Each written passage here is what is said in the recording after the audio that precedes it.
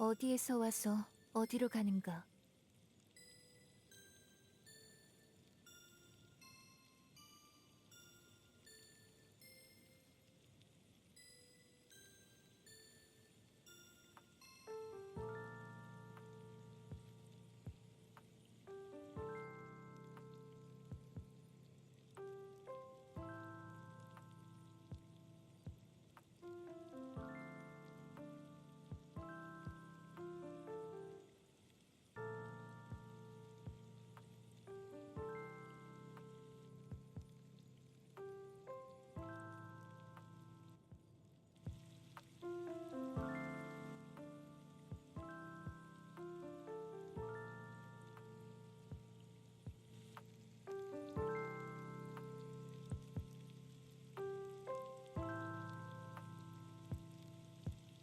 Good morning, Isla. How are you?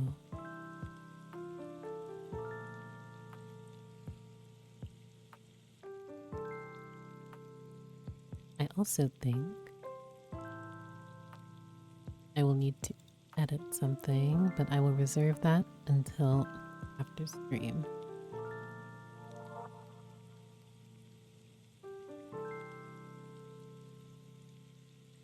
But how are you doing? I do hope your day was well and that things for the most part have been comfy.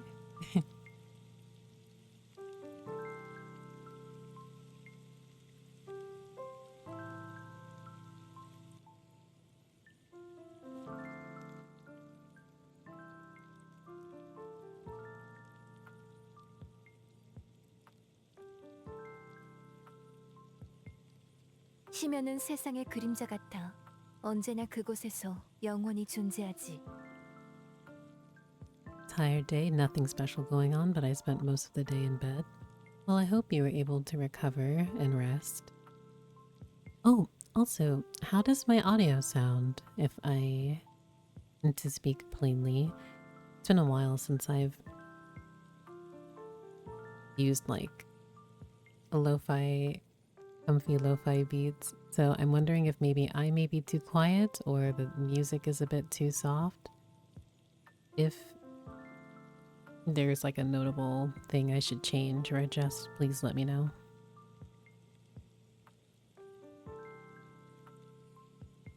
It sounds fine so far, I see.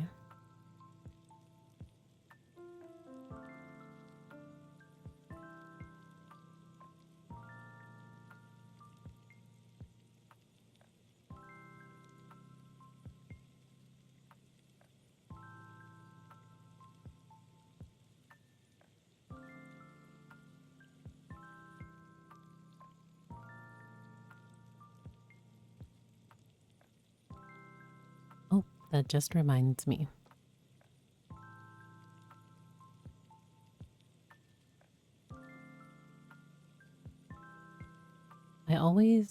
I feel, excuse me, I fear my memory is getting much and much worse.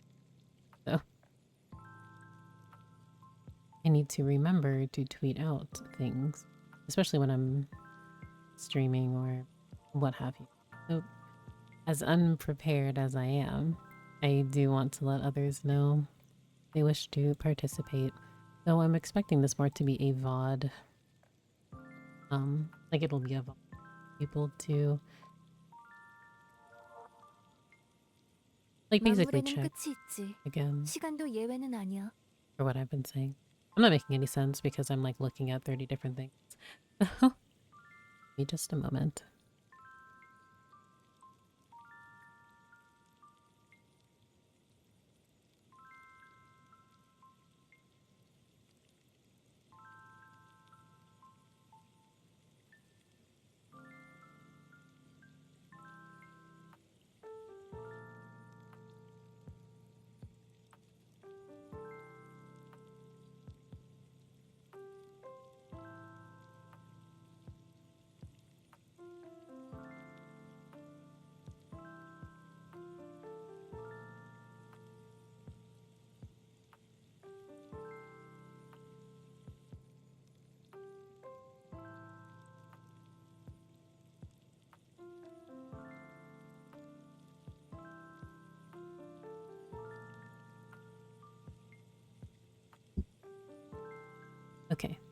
Now I will be much more attentive, TM. Oh, sorry. Also, hi, Star. Your audio sounds good, so no clipping or chipping. Thank you. I have to remind myself to more or less not fall into that habit. I keep moving my body away from my microphone and I will cut off. So if I do that, it's my fault. But I hope you're having a very comfy late night. Normally, I would do lore readings at like earlier times that are much more convenient for others, but I'm having difficulty sleep and I just finished Skirk's story quest. So I would like to be able to review her character information as well as go over her voice lines. Unfortunately, I won't say 희면은 unfortunately. 세상의 그림자 같아. 언제나 그곳에서 영원히 존재하지. I feel like very heavy lore analysis may not be for this stream. It's more for like a casual stream. Well, as casual as a late night stream can be. So I'm just going to be reviewing her story. So as I just mentioned, I did just complete her story quest. So to those who haven't been doing it or who have not completed it, this will be heavy spoilers, but if you don't care about spoilers, that's completely fine. I'm literally on my bed right now. Yeah, I completely understand.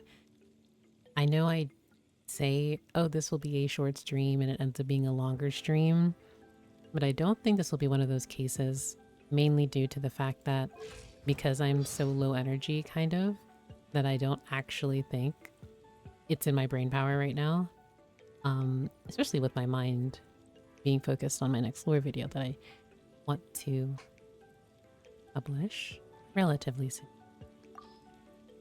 So I feel like if anything, Skirk's story quest just made me appreciate her more. I already did really enjoy her character, and I already felt like there was going to be more with her, TM, if that makes sense. So I'm just finally happy I did it.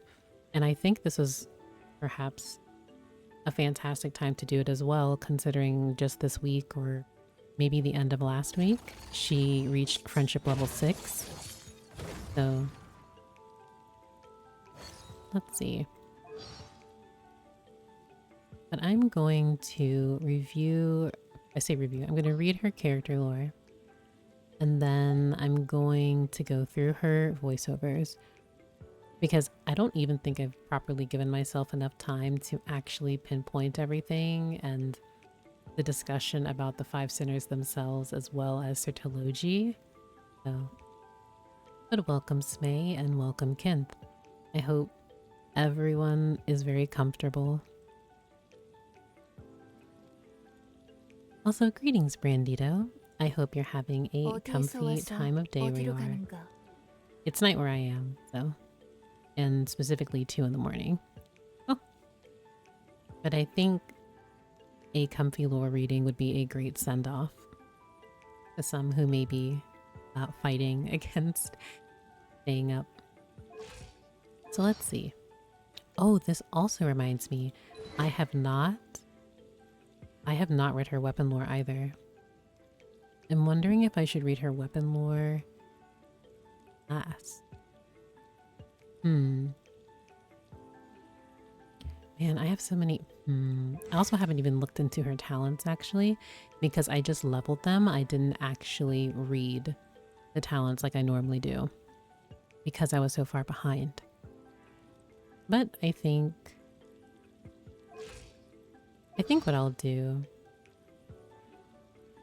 is that I'll read her character story first, and then I believe I'll read her story first, then her talents, and go from there. Her weapon lore doesn't have much with her character stories or voice lines. Okay, then I can read that first. That's completely fair. I know sometimes the weapons do relate to the character, but it's more so world building. I think the easiest example of that was like, actually it wasn't even a weapon. like the wind gliders, excuse me, that usually have a lot, like the the Xbox wing gliders or wind glider, as well as the Fontaine wind glider. I believe if it wasn't the first, it was definitely one of the earlier item descriptions where we directly learned about the ruler of life. So 만물에는 끝이 있지. 시간도 예외는 아니야. her weapon is more in line with the artifact set. So see, now that makes me interested that makes me wonder if I should just read the artifact set as well. I'm trying to think of the order I want to do this. Perhaps I should just go one at a time so I don't overwhelm myself. Sad I couldn't get her weapon. Elo, I definitely believe you will get her weapon come her rerun. I am manifesting it. 어디에서 와서 어디로 가는가? But since Skirk is the focus of the stream, I'll just do like her stuff first.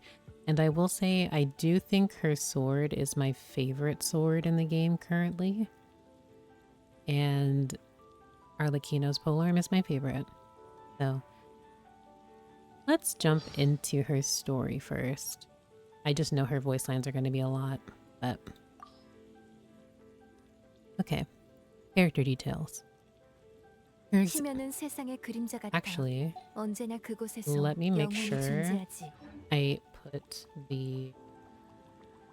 Oh my goodness! I have a notification turned off still. Goodness. I just finished streaming an hour ago, so I'm here while I edit my Not Cry web event video. Oh my gosh! I'm so excited to hear your thoughts about it. Earlier and this weekend, I'm going to be editing I'm currently editing a Not Cry video as well, and I'm just like, okay, let me work on one thing at a time. Oh wait, Hoyoverse dropped this? Okay, well, let me try and get this. Oh wait, I also want to stream this. So it's just been a fun time.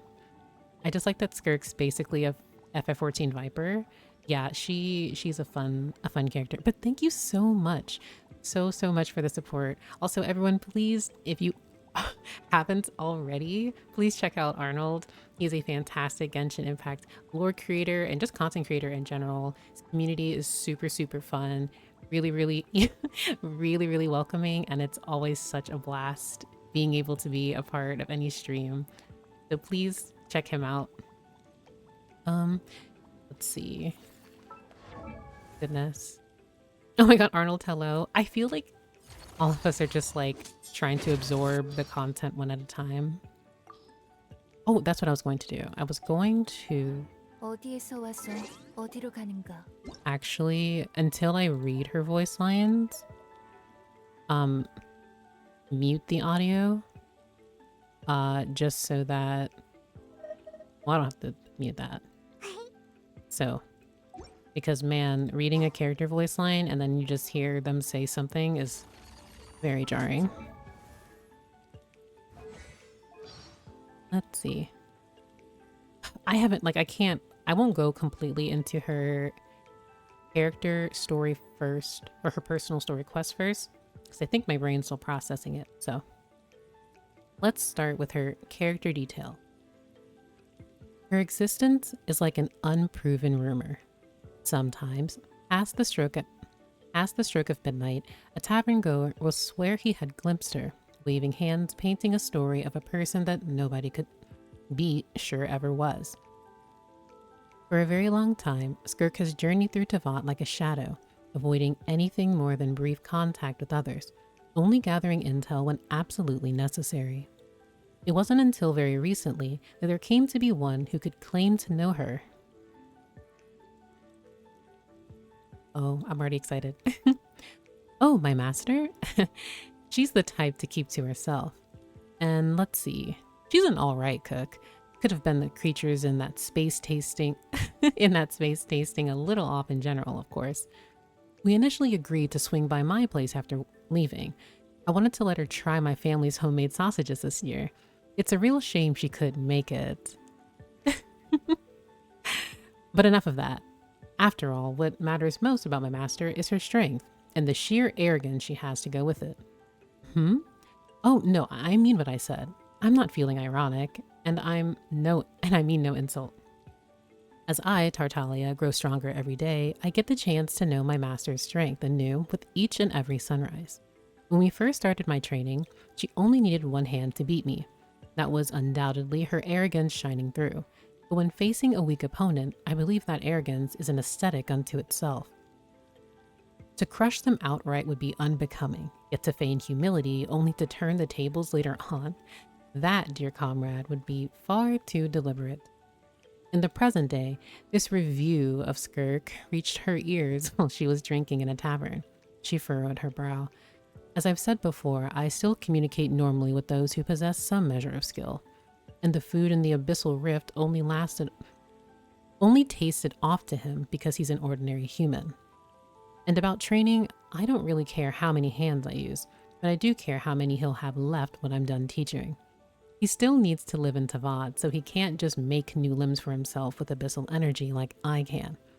Arrogance and carelessness are both dangerous things. It's good that he wants to improve rather than show off. Otherwise, I'd start worrying about finding his corpse in some strange nook or cranny. First, I want to say, Ilo, that comment is cursed. No, I'm getting excited because I feel like I've really grown to appreciate Skirk far more. And I feel the relationship between her and Tartaglia versus her and Sertologi is like night and day. So, yeah. That quest was so good. I just really, really, really appreciate when they have character quests that not only just send you straight into it, but it's just completely about the character. Like, there wasn't really any build up. There weren't NPCs. It was like, oh. And before I even go into that quest, I do think it's adorable how much he fawns over her strength and everything, but she's like, yeah, I want him to be alive, but he needs to like focus. Strength is one thing, but if you're a fool, that's it for you on the battlefield. Okay, character story 1. Let's go. She's not going to make it. But our orders were to. The young child held onto her broken, bloody arm and watched the two figures before her through blurry eyes. In the end, the one who seemed to be in charge bade the other to stop talking. They turned around, then vanished into the distance. Not long ago, her people had learned that the universe held more civilizations than they ever imagined. In the past, the chance to interact with those beyond their world had been limited to a wizened scholarly few. Just a few months ago, the leaders had announced that trade relations were amicable. So why? Beams cracked and splintered under tongues of flame. In the infernal maw, the little girl lay, suffocated by smoke, heat, and blood loss. As the debris and charred wood that buried her were dug away, she heard a sound, something squeaking. Her eyelids had been crusted shut with dried blood, but even so blinded, she could sense the light's intrusion, and she could hear footsteps crunching on scorched terrain, each footfall shattering the broken bricks beneath it.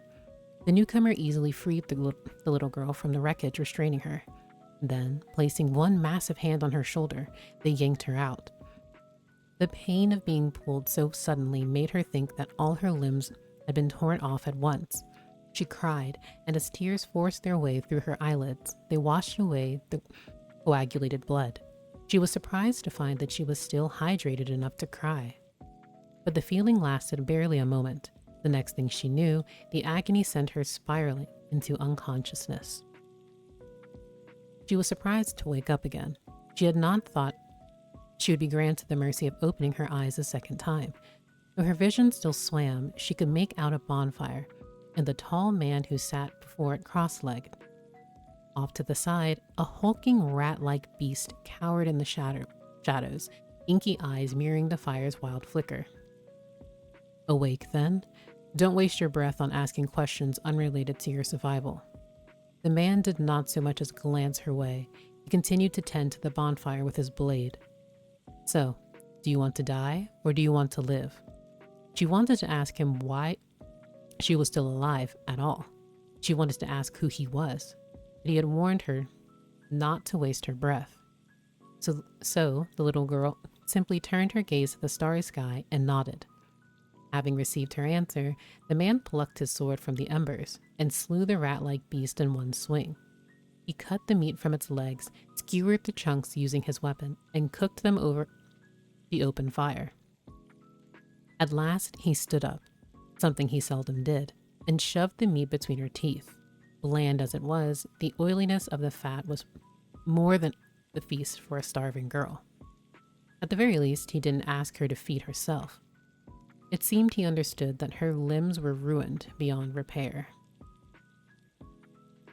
So I just want to say, while going through her character story, it was so heartbreaking to learn how the IPC, parentheses, not the IPC, but I'm calling them the IPC, completely destroyed her planet. And her, the sole survivor, utterly heartbreaking. I'm so conflicted how they portray Sertology though. Because when we learned about her people, it just made me all the more, okay, we all know Genshin Impact 2 is going to be a thing, smiley face. Because Skirk is not of this planet. And her people were special, which caused the IPC. Also, I'm really joking when I say the IPC, but I'm not sure what the equivalent I should call the quote-unquote merchant ship that came to the planet. So it's so haunting how this is, how, I mean, I appreciate that they're showing us how destructive and horrifying it is for someone like her, but yeah, this IPC adjacent peoples just destroyed the civilization, her as the sole survivor, and then Sertology being like, well, yoink. Aventuring would, on the other hand, join the Knights and become their leader, apparently. Aventuring is not in Genshin Impact. I do not know who you mean. Her character story 2. Once the girl's wounds had stabilized, the man allowed her to ask some trivial questions. Are you also one of the survivors? I am not. Then why can I understand you? There is only one state of chaos and only one definition of the void. Order, by contrast, can be assembled by 1,000 different ways. The people of your planet once relied on their great adaptability to make contact with the abyss, and even after death, the lingering power they carried retained some trace records of this. That power is similar in essence to my own. So I wove together the dying echoes of countless souls and spent quite some time learning from them. Half a day or so, I believe. Just to learn our language? Then my father and mother are dead, devoured as meager meat for strength, gulped down like scraps. The man answered the second question, then continued. At first, I believe those people went through the trouble of eradicating all life on this planet because they were something worth destroying, some incredible technology with which the abyss might be wielded, perhaps. But I was mistaken. Your methods are crude, your technology is primitive. One might think your civilization lacked even one individual who possessed any ambition or strength in all its history. Are you not the same? Did you not eat the flesh of the creature that dug you out of the ruins? Though I should mention I brought it here from another planet, since all life on yours is extinct. I doubt I will even find a single species adept at looking for things here. The girl wanted to say something, but no words rose to her lips. Instead, she decided to ask something else. Why am I still alive? Your civilization coexisted with the abyss. Though none ever used it directly, each and every one of you was tainted in some way. This strengthened your constitution slightly. Had an ordinary human been in your place, they would have been suffocated, roasted, then crushed by the collapsing ceiling. So, you can use his power to get stronger. Can't Sertology, father of the year, not. he is so, what's the word I want to, actually not even words when I think of his character. He's incredibly proud, so self-absorbed. It's kind of comical, but I appreciate his matter-of-factness with everything. Nobody's going to convince me Varka and Aventurine aren't XPs of each other. So I hesitate to use the term XPs because I feel like it's often used incorrectly. If anything, I would use variants. So, but in that regard, yes, we have characters who have similar color palettes, but I think the closest you would really see would be, for instance, like Hoyo versus Golden Girls. Bronya, Kiana, and Mei. So like when I see we have Raiden Makoto, Raiden A, clearly referencing Raiden Mei, if we, their names. And then the fact that they're just, I mean, you don't have to, it's not rocket science to like see them, how similar they look. Kiana, like Asmodee-ish. So for Aventurine and Varka, they have similar color palettes, but I wouldn't say variant. But that's just, try to get like slightly off topic.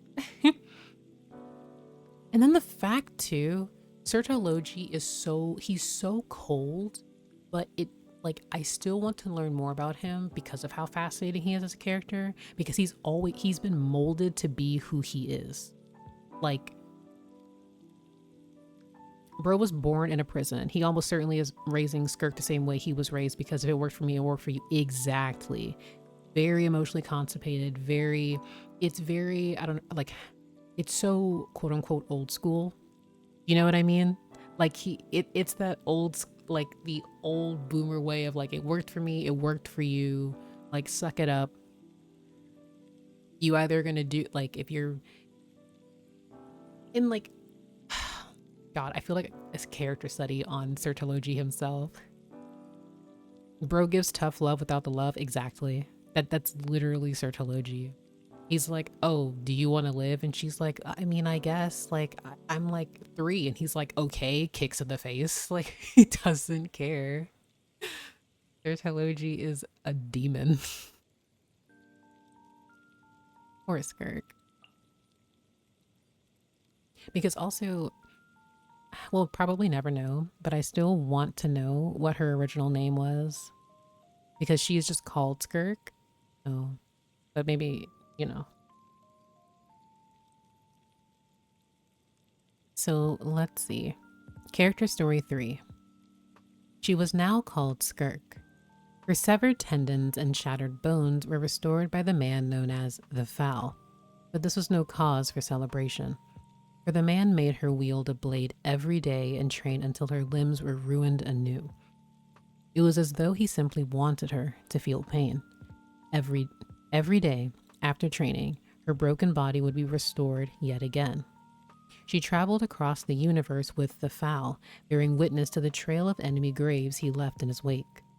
A weapon forged using the pooled resources of an entire star system, a god manifested by the unity of a whole civilization's beliefs. The mightiest warrior among billions.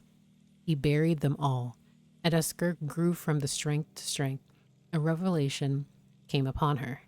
Nobody had ever forced her master to use the true extent of his power. If it was a wicked beast, he ate its flesh. If it was a god or a machine, he absorbed its life energy. If it was a warrior or a mage, he played with his food, forcing them to use every trick in their book, then cutting them down once he tired of their charade. To her master, this was what it meant to devour. Skirk's limbs were replaced with abyssal phantasms. Never again would they hurt. Her pain receptors, having been overloaded and utterly numbed over the long years, would never again fire a signal. Pain was simply a biological avoidance mechanism. So, Skirk knew what her body was telling her. She was very strong. Few things could now pose a threat to her. This gave her some confidence. One day, she decided to dredge up the question she'd been waiting to ask all this time. Why did you save me back then? This man is a demon. This man is on demon time. Like, there is no way they're just going to be like, yeah, he aura farms in every situation he's ever in. Also, can I just bring up the fact that this man got bored of Tavat and left? Like, nothing surprises me anymore with the sinners. The 5 sinners are literally the funniest characters in this game because Conrans are just quite literally built different. But this man is ridiculous. I understand we have our fun little power scaling silly times. But you're telling me that this man is out here just toying with his place, absorbing powers of gods. What? Mind you, like, okay, everything we're learning about Sertology, like, you know, bits, like, we're getting more and more. And the sinners will be fleshed out more. And this is just one of them. We have one who's over here punching gods and, well, absorbing just all of this energy. Who just, I don't even know what would you even like call him. Like, truly horrifying. Skirk's like inner self or emotional side of her, quote unquote, was not lying when she said that Sertology was terrifying, because I can't imagine how one goes against someone like this unless it's through their own, like, their own meaning, like their fault of their own self. And then to also reflect just on the abuse that Skirk endured for years under this man while also surviving. I wonder how he'd fare against King Nibelung. That would be really real. I need to see that. But Sertology to me also isn't as so simple as he is just antagonist or whomever who just wants, like, he's deeper to me than, he's not a simple villain to me, which I like, because every time we learn about him, he's always in the pursuit of not only knowledge, but like, just like, his thirst for power is unmatched. And I don't think we've ever had a character like that in Genshin.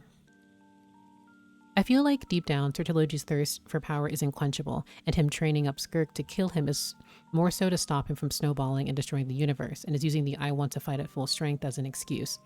I can especially see that because after Skirk and what's his name? Was it Skofnunger? I'm blanking. I literally just did the quest. I know it started with an S. But how they had their exchange as thank you, okay. How they were very similar in how they trained underneath him. And even though Skofnunger was like, I always desperately wanted to catch up to him because of his power, and I wanted to be able to defeat him. The more and more I listened to how he characterized Sertology, and then the brief moments we saw of him just exchanging with him, it definitely gave a, I am him, and I'm going to get more powerful. But I truly want someone to be on my level. And I also want to see if anyone will be able to defeat me. So, and then that has me curious. If Skirk were to successfully defeat her master, hypothetically speaking, of course, because I'm rooting for her, but like, also, ma'am, I will need to see some receipts because this man is a behemoth.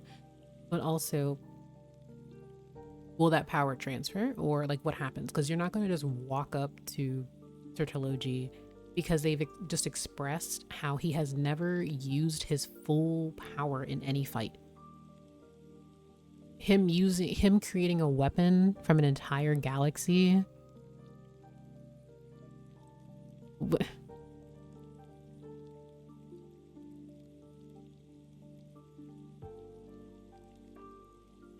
me see. I feel like I'm behind on messages. A lot of parallels between Ajax and Sertology. Okay. I was on this like before I get ahead of myself. A part of me really hopes that Tartaglia never actually fights Sertology, at least not right now, because he does not stand any form of a chance. But when I think of how Tartaglia is named in the Fowl's legacy, quite literally, it's I feel like it's just so heartbreaking. Because like I don't know if I would want to actually see them fight, especially not right now, no. But to be honest, I don't even think Sertology would even entertain that. Because do we genuinely have anyone that would compare to like Sertology's power? We don't even know where the man is. He's just out there. He's just in the cosmos, just doing the most. Try will be lucky to get 2 piece. You know that, okay. The way that I picture it, and I would never even put these two on the same like level, is just because, and this is genuinely no disrespect to Tartaglia, Sertology is just so powerful that it wouldn't even be a contest. That would not be a fight. So, and they're really going home on the whole devour thing. So in the like the idea of Skirk quote unquote devouring like Sertology's like power, should the time ever come she successfully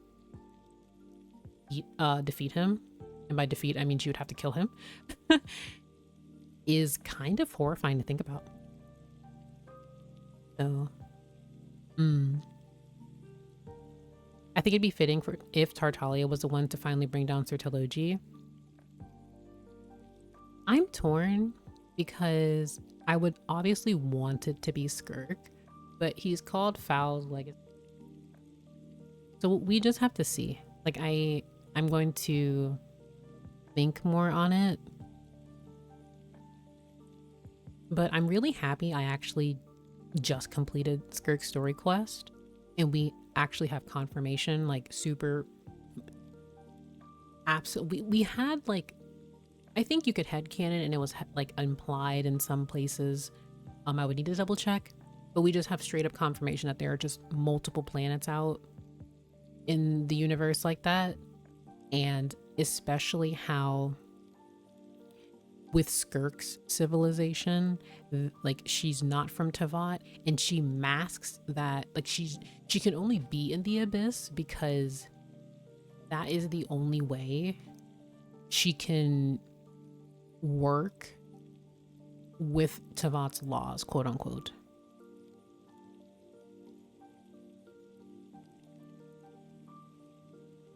I also wonder if there's a cyclical nature at work. Like, if Skirk defeats the strongest being in existence, then she becomes the strongest. And if his influence taints her, it'll be Child's responsibility to stop her in the same way, and so on and so forth.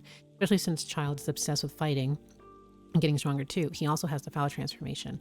I do absolutely believe that there is that cyclical nature. Especially considering this is Genshin Impact, and we are no shortage of seeing cyclical things, both narratively and from like a historical perspective, like how we see ancient civilizations rise and fall due to delusions or humanity's arrogation, etc., etc. The theme of duality that we've seen in most regions through one means or the other, and to see this between Sertology, Skirk and Tartaglia, Sertology, it's really fascinating to me. I do enjoy like thinking about this more. I just know my friend Viv is like screaming because she was like, one day you're gonna have to talk about Tartaglia. And she's a huge Tartaglia stan, and I'm like, no, get that thing away from me.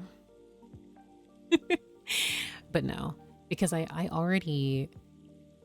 haven't completed my thoughts yet, and it's not necessarily I have a definitive thing about Tartaglia, but I feel when it comes to the legend of Ajax and Ajax's history and potential branching with ancient history, when we think of the finale of the Deep Gallery set, I just have like, my mind is just racing right now. We're only on character story 3. I haven't even gotten to her voice lines yet. But yes, I absolutely think that there is a cyclical, like the cycle. You know what? I think the phrase cycle has just, my brain is repressing it and activating PTSD because of 3.4 Amphoria. So let me stop. But yeah. Oh, this is so fast. I'm so happy I just did her quest. I'm so excited. Sorry. Skirk's character story 4. It was a spontaneous impulse, nothing more. Her master, whose true name was Sertologi, replied thusly, I may be the greatest calamity in the whole universe at this moment. Do you believe that? There is no need to discuss my belief in the matter, master. Those that once doubted are now but dust in the void. Strength is what I have always pursued, the kind that lets one tear through every lie and manipulation. But having come this far, I find myself struck by one worry, that I might someday get bored. Skirk listened quietly. She couldn't fathom that the life of such a universe-shaking villain could be boring. After seeking the strongest warriors the universe has to offer, there may no longer be any further strength for me to seek. How did that story go again? Distance is measured by the heart, and my heart is slightly larger than the universe. Once the whole universe becomes my front lawn, all I shall see from then on will be 2 anthills waging pint-sized war. I shall be in my prime then, and at my most weary. Of course, Sertologi was not one for reading stories. This quote only came to mind because, some time ago, he had come across a scrap drifting through the universe, one carrying the scent of his homeland. He took one look at the title and preface before throwing it away. It just so happened that those introductory words contained the aforementioned passage. So the thought that came to me of taking disciples, then waiting for them to mature before seeking them out for my amusement. You are the first of them. And once you leave, I will see you as my student no longer. I will strip you of everything, that which I gave you, that which you have claimed for yourself, even the unrelated miscellany around you, and all will be reduced to ruin. Skirk knew none of this was some untruth meant to spur her on. Between her and Sertologi, there was no deep master-student bond, no great care or far-reaching intent. Everything Sertologi said, he meant at face value. One day, they would surely fight to the death. There were many paths one could take in the world, but once you step on one, the alternatives wither away. From that day onward, it was like a blade had descended from nowhere and now hung above Skirk's head. Her destiny, her life, all of it now melded together and crystallized into a singular goal: getting stronger. I can't imagine how horrifying it is for your master to not only be this incredible, like, I can't even be upset at his arrogation because he has proven quite literally he's him. And to know that your master is like, okay, once you are no longer my student, I will kill you. This is not a threat, this is a promise, and you know I keep my promises.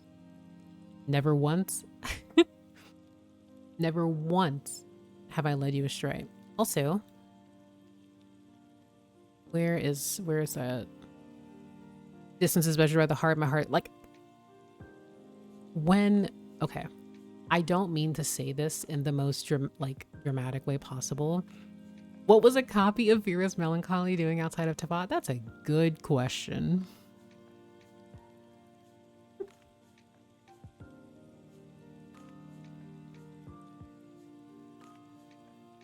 I also feel like I would need to just revisit Vera's Melancholy. I think you have to read it at least like twice a year. That science fiction, whatever it is. I don't even know what to call it. But okay. Before I get too distracted with Vera's Melancholy, which it will be its own discussion,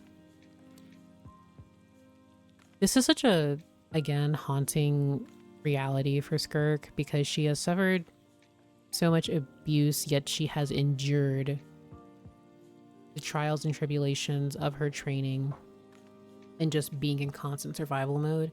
And now she is especially in survival mode after the declaration from her master that he will destroy her and everything as well. And her choice is either to die by his hand or to kill him.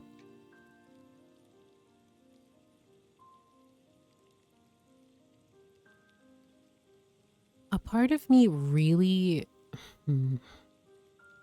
Now I just want to speculate about Sertology. But that's not... I'm not trying to get too sidetracked. Not saying, like, I can't talk about him. Clearly I will. He's deeply connected to Skirk, but... I don't want to ask something as simple as what is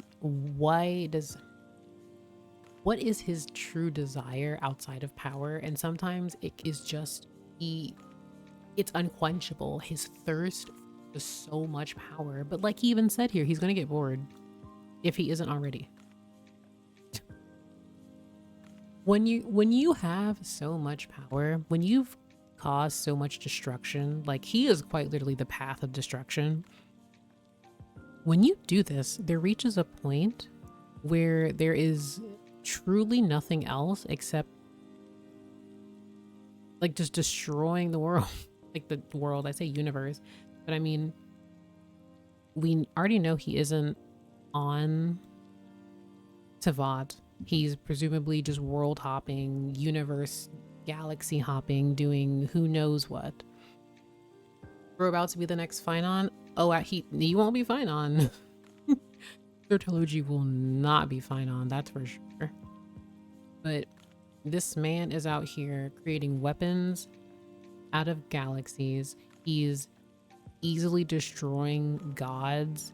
He's playing with his food, quote unquote, with the most powerful warriors and mages until he gets bored. Like, there reaches a point where you would think one would just get tired, but he's not. I wonder how he'd fare against that. Zephyro dips him. Okay, I will say I would absolutely love to see a fight between Zephyro and Sertology. I would get tickets for that. But like, there does come a point where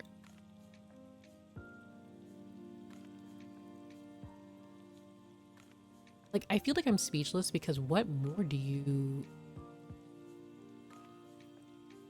Like, I struggle to like form words about Sertology because I think I'm still trying to process everything with him. But he's just a demon who cannot be stopped, it feels.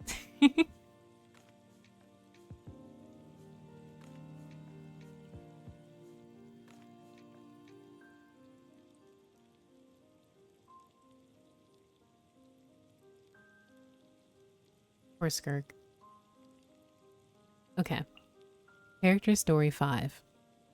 Master, since you mentioned that your group once divided enough abyssal power amongst yourselves to overturn an entire world, or at least a sixth of it, how is it that you are now many times stronger than an entire world, even when alone? Did I save an idiot back then?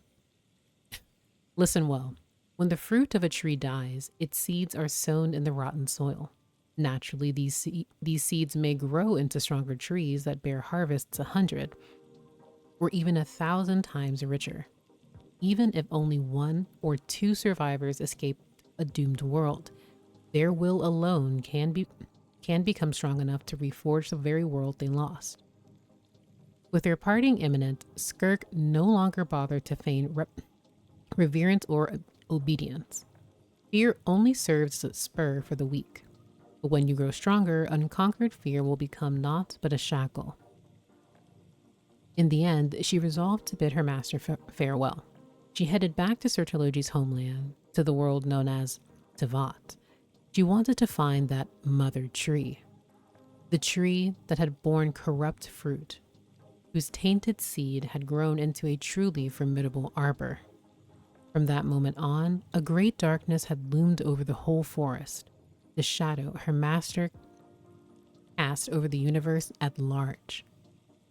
All across the sea of stars, other civilizations that saw her naturally regarded her as an ally of the foul.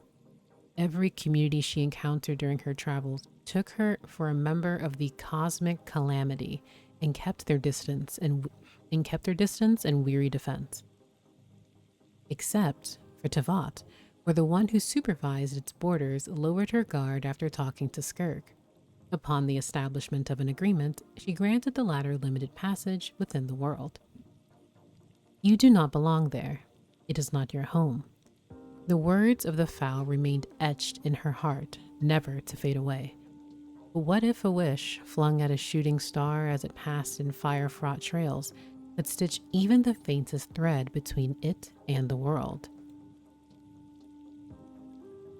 I do appreciate that because we see in her character, either her teaser or her demo, I believe it's in her animated teaser, when she arrives in Tevat, it's quite literally the wishing screen, like the wishing animation, like shooting stars just falling through Tevat's borders, and then obviously Alice being like, hey girl, don't do the most. But the fact that she's labeled as a cosmic calamity due to Sertology, she will never be free. Like it's one thing to kill a god in a civilization, but to destroy a planet instantly is power he might not have reached. I think his desire to get stronger was always there, especially since he came upon hard times. But the abyss greatly exacerbated that desire, and he became a sinner.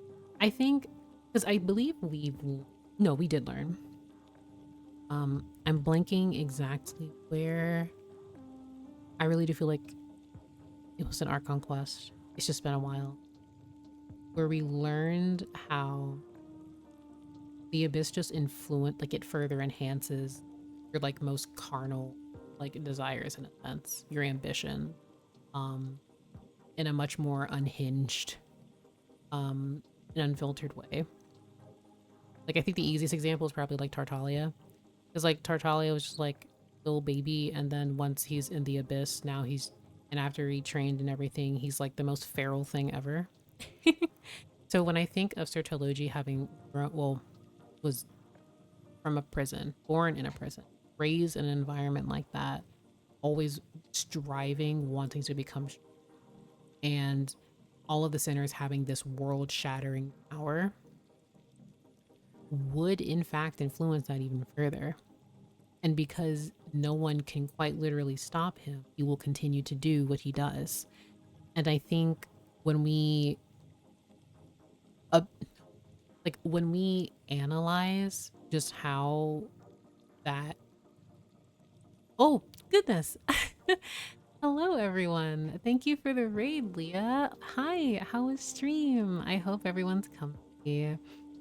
Leah told us to tell you they love you. Aw, I love Leah too. I hope they have a comfy night. Leah was streaming too, sheesh. I feel like I'm so far behind in terms of streams because I feel like I'm catching up on everyone's VODs. But hi Leah, thank you so much for the the raid, and I hope your stream was really, really fun and comfy. Shout out to Leah. Leah's one of my best friends, and they literally do everything: lore analysis, GITCG, caster, singer, performer, all of it.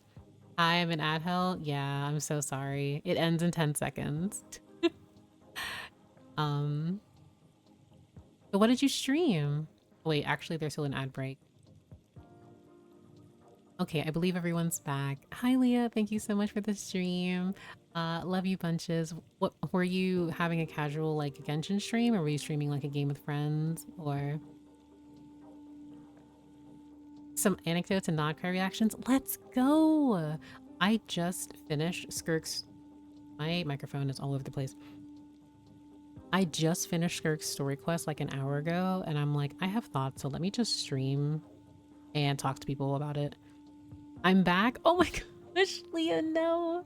I'm sorry you were caught in ad hell. Sorry. I was gonna say again for like the third time.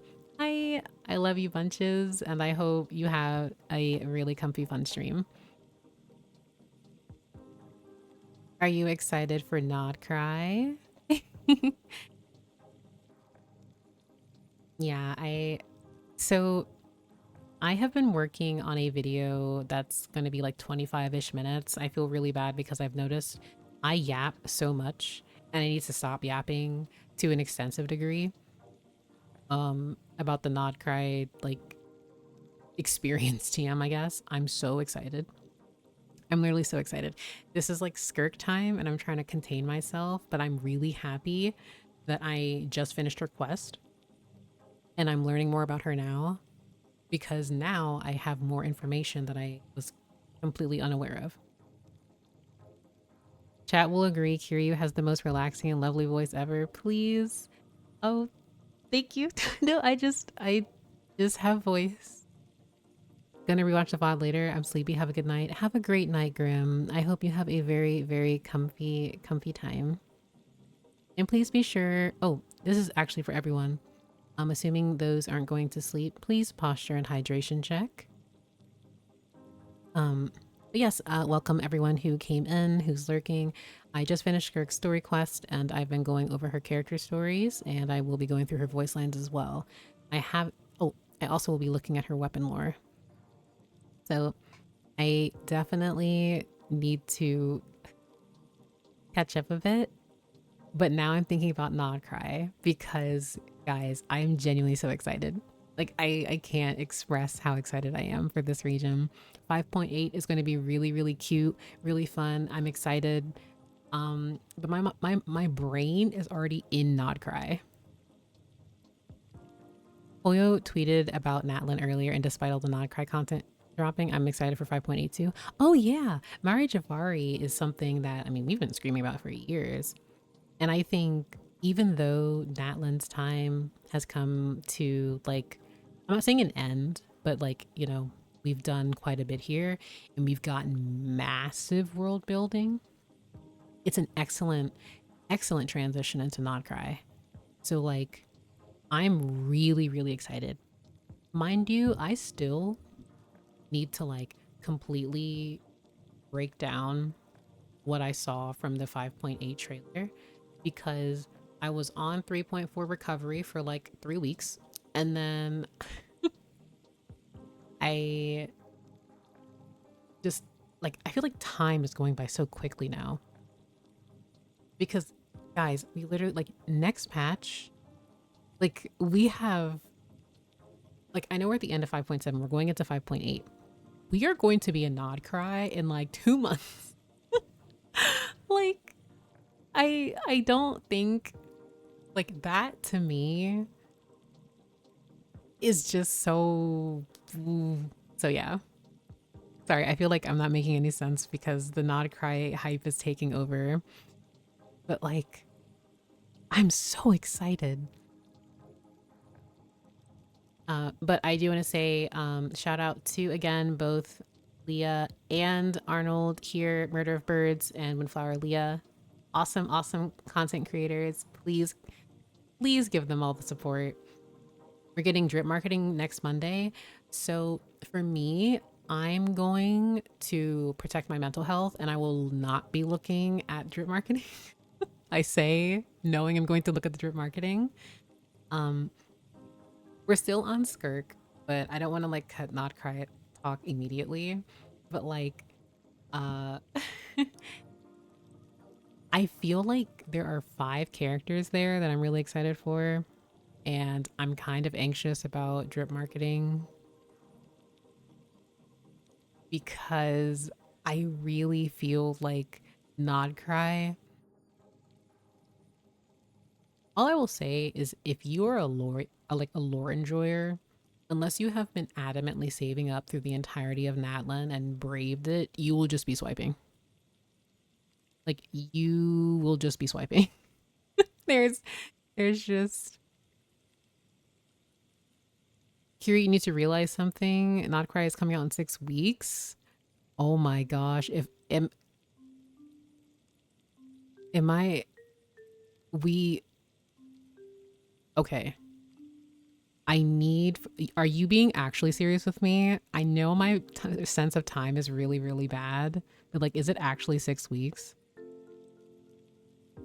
Wait, no, it would be because every new region is usually in like August.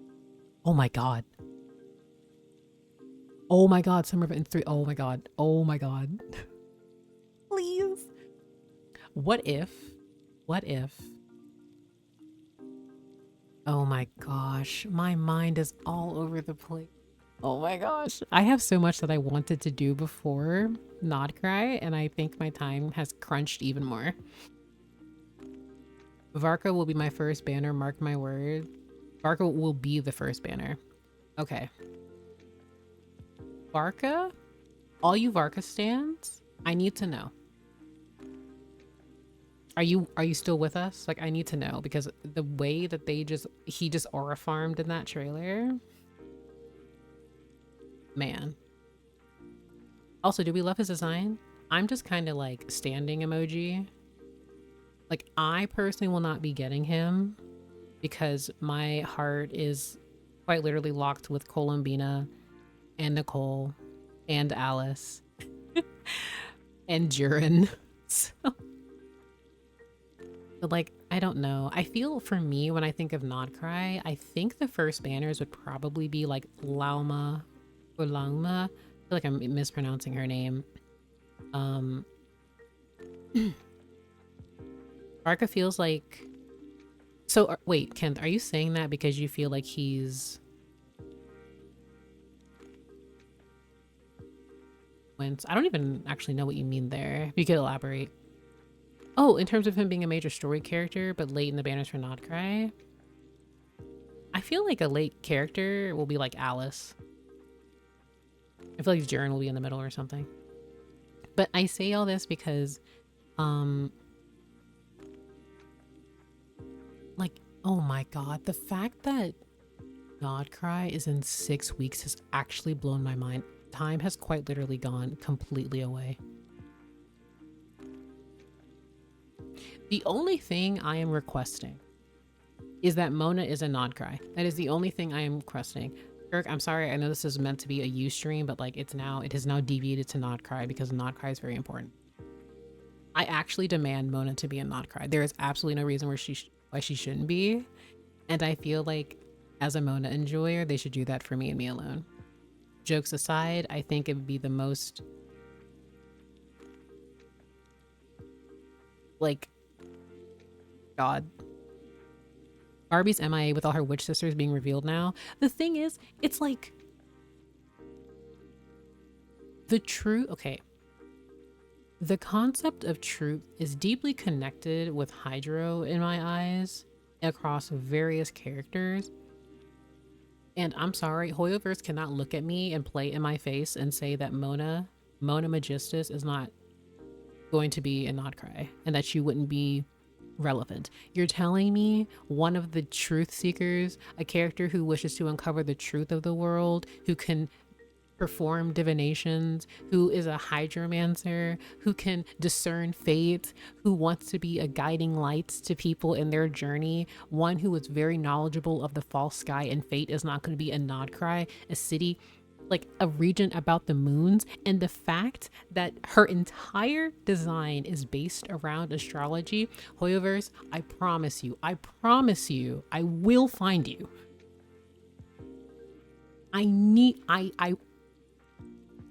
I'm gonna collect myself. It's not a threat, it's a promise. I promise. I promise I may end up on the news. That is a promise. I will say though, for me, I do Oh my god, Arnold, I'm so happy you said it. I want to see a Mona Wander interaction because I think it would be hilarious.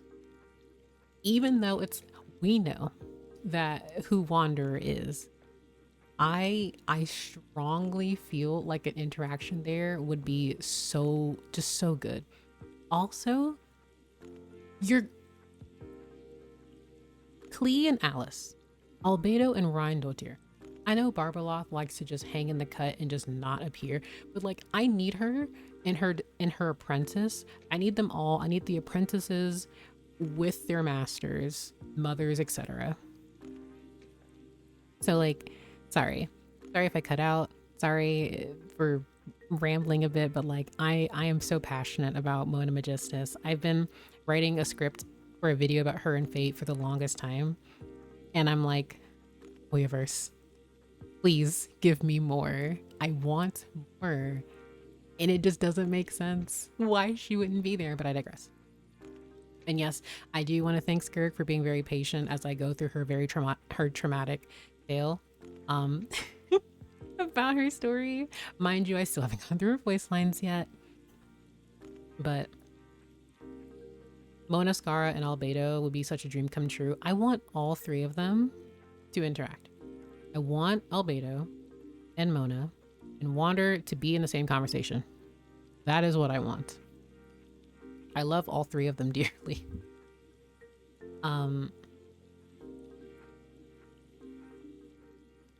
Like, let me think. I know Skirk, I promise I'm still here, sweetie. I literally just got so sidetracked because also, this is a safe space, but it also isn't a safe space for me sometimes because of my friend. I will say, of the three factions, obviously the Hexen Circle, but the Light Keepers and the Frostmoon Scions will be the ones I'm the most excited about, like learning. And the Light Keepers especially, I in fact will be pulling for Flint. No, I do not have a type, but I really think he's neat. And I really, really want to know more about him. Sleep time for me. Thank you so much for the raid again, Leah. I hope you have a very comfy night.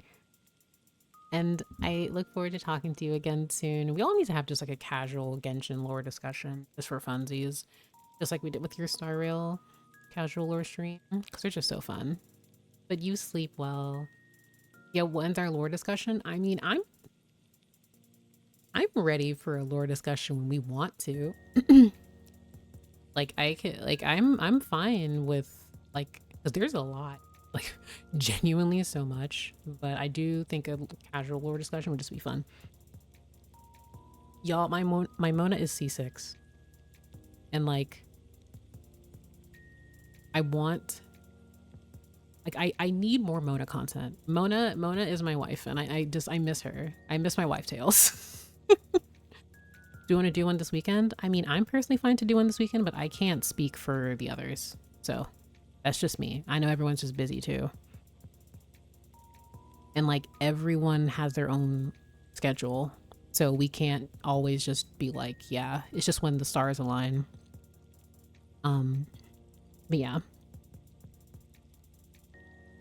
So yeah, we just need to like ping one another and see what would work. Because at the very least, my request is that we have one for just general nod cry stuff. And if we want to have like one, like other ones in between or something like that, like I really miss talking to everyone. I know our schedules are all off the rails right now, but okay. Before that 20-minute tangent because of nod cry, I do want to finish going through her stories. So yeah. Skirk's her answer. Even if it costs you everything, even if you are judged and damned for using foul means to emerge victorious, do you still wish to become stronger? What was Skirk's answer back then? The one that had been blown away by the wind? Perhaps even if the answer were a fleeting yes, it would have changed nothing for what came after. Of what came after. But that had not been her reply. She was just a little girl, her mind yet unburdened by craft or cunning. she longed only to thank and to beg forgiveness from the first life given to nourish her growth. Maybe the big rat and I could have been best friends, but I ate it. To the fowl, this utterance gained a second meaning. I have turned my back even on the one who saved me from the ruins. What remains then that I cannot discard? None can say how much of this exchange was colored by self-indulgence or misunderstanding, and how much of it was intentional. But beyond this, there may have been some misunderstandings between the two that neither had expected. Well then, since I was the one who saved you that day, will you also kill me one day in pursuit of strength? The fowl was stirred to expectation by his own words, but in her despair, the little girl did not notice. Oh, the pain. Oh, the pain of her answer. Oh. I feel like if anything, I just appreciate how this makes me... I mean, I already really liked Skirk, and this is just adding to that.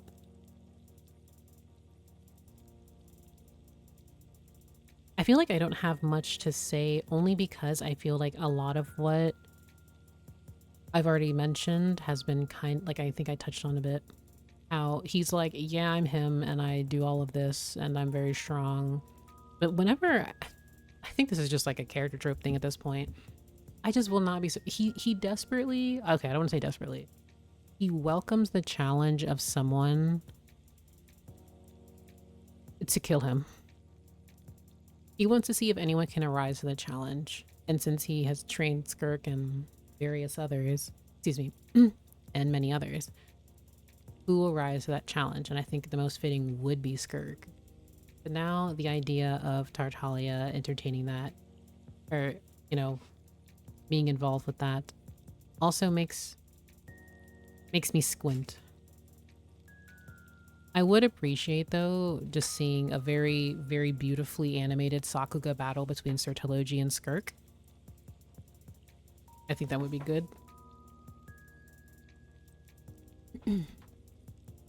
The 7 shifting serpent. Okay, before I even read this, I personally, because when they originally drip market, not after they drip marketed her, it was a live stream when they mentioned that she has the seven shifting serpent fighting style. Oh no, it was with her, like her character kit or something like that. I can't remember exactly when I first read about it, but how her cryo is masked, or excuse me, her abyssal power is masked in the form of cryo so that she can better fit in with the laws of the world. And I've always just had speculation that Conria in one way or another would just mimic Tevat's elements, even though Tevat's elements were based off of phlogiston, and it's a whole different thing. Not different thing, but like how everything is based off of something else.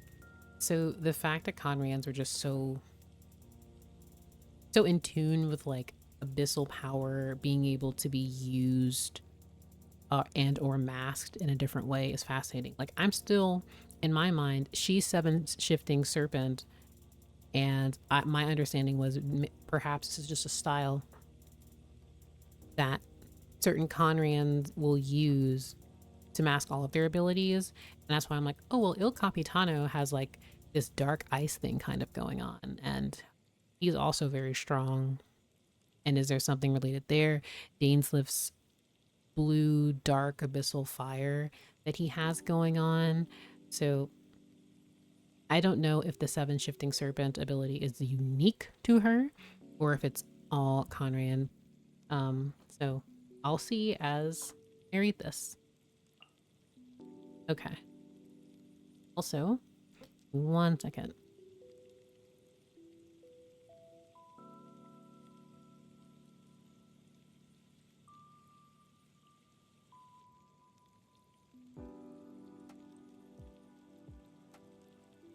Unrelated to this, one of my friends, okay, I made this joke before, but I recently changed my lock screen to Finon, and it's a fan art of him that I really, really like. I showed it with my friends and they thought it was Gojo, and I wanted to die. Because I literally was like, someone who doesn't know Star Rail like that is going to assume that this is Gojo, and it's not Gojo. I'm not replying to them. I'm not replying to them. How dare they? Like the art, I will actually link it so everyone has an idea of what I mean. Hold on. I found it. This is the art that I have as... Oh my gosh. Oh, apparently... Okay, it just wouldn't let me... This is the art. They were like, they looked and they're like, oh wait, no it's not. Like, no it's not. But okay. The Seven Shifting Serpent. The Seven Shifting Serpent is a little trick that the fowl passed down to Skirk. It was originally known as Chaos Permeation, a minor spell developed by Conrian's Universitas Magistrorum, and it was made to mock Tivat's wielders of elemental power. Users of this spell could use abyssal energy to evoke effects similar to the elements. The underlying principle was analogous to using the abyss to permeate reality, creating specific forms of negative pressure to thereby call upon the flow of a corresponding element's energy. To Conria, chaos permeation was a mere party trick employed in performances and parades. As a warrior, the fowl knew nothing of this technique at first, but as his understanding of the abyssal power deepened, he came to master it almost instantly. While ordinary performers could spend months practicing the shifting of a single element just to scrape by as a street entertainer, the fowl was able to effortlessly cycle through all 7 on his first attempt. He passed this technique down to Skirk, but not so she could fall back on performances if she was strapped for Mora. After all, demonstrating mastery of abyssal techniques across the seven surface nations was something only a glutton for punishment would do. In my homeland, the 7 elements represent the natural order of things, so if you wish to conceal your power for longer, disguise it using this trick. Yeah, okay. Oh my goodness. Oh, yay. Let's go, speculation. That's fun. I really like that. Of course, also shout out to the Battle Pass name card that first gave us, like, here's just the drop of the Universitas Magistrorum in Conria. Oh. Also, there's going to be a ad in about 30 seconds. So I'm actually going to wait before I start listening to her voice lines until it ends. Just so I'll do here. So not only did they summon the Abyss sibling, but they also make fake elemental system. It's so fascinating how this was a spell. Now I need to know about their other spells that they have.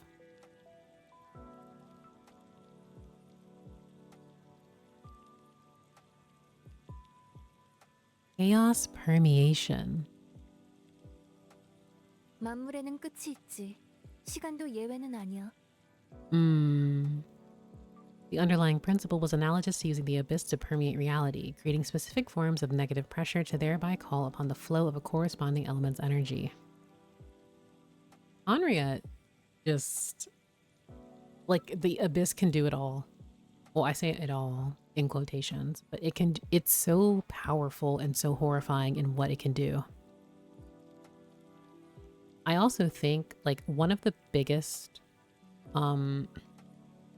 theories on my mind right now is how King Nibelung is just going to be revived in one way or another through the abyss, and whether or not Nibelung has his like own consciousness when he returns or what happens. I do think that we're going to have a form in a similar fashion to like Shriquatl, the Pyro Sovereign, as like the most recent trounce domain boss. I feel like something that's going to happen, but I can't imagine how one would fight a being such as King Nibelung, assuming that he revives and everything. But that's been like a deep, long-standing theory that I've just had for years. I'm sure others have speculated as well, but I really feel like he's going to be revived. Now, if he's revived during Dot Cry, I don't know. I genuinely don't know. I don't want to.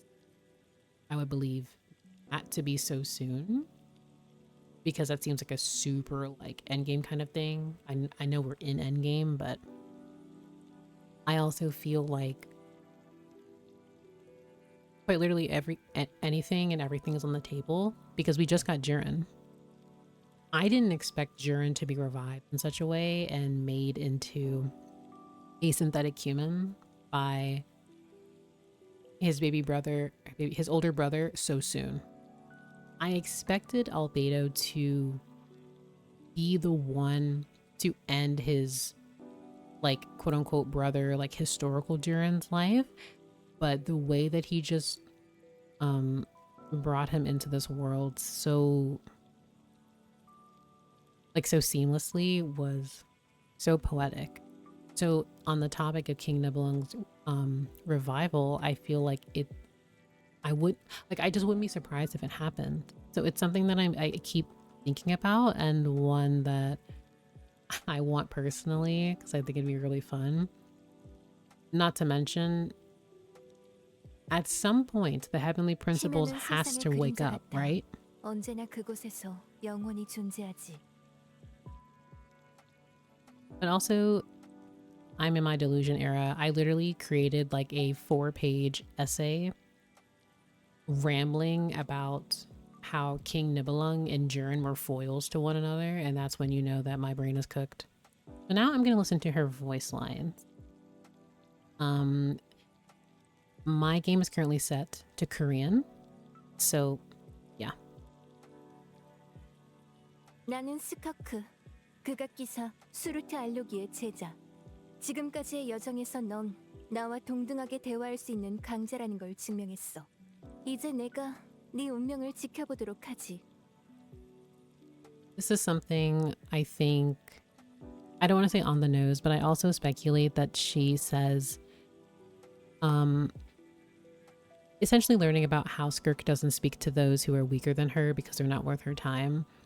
I believe, obviously, this is something of an effect due to her training, abuse, and all the things that she endured to survive with Sertology. It's something that, once again, just she allows herself to cut everyone off and keep herself at a distance for both protection, but also considering she views herself, or she's labeled as a cosmic calamity, is just something that adds to that. I'm just going to keep to myself and not involve anyone in something like this. So. 심연은 세상의 그림자 같아 언제나 그곳에서 영원히 존재하지. This is true. The abyss will never perish. Though, actually, I'm curious. 어디에서 와서 어디로 가는가? Oops. I'm actually curious. I actually like her English voice. I'm gonna listen to her in English for these voice lines, because I love changing languages. Excuse me. The abyss is like the world's shadow. It's always there, and it will never perish. Yep. Where do we come from? And where are we going? Very contemplative. I like that. Maybe it's because her abyss powers can destroy memories to a point where someone forgets their interaction with her, and only those strong enough to handle it can speak and remember her. I think that definitely could play in part too. This was touched on during the quest, and it absolutely was,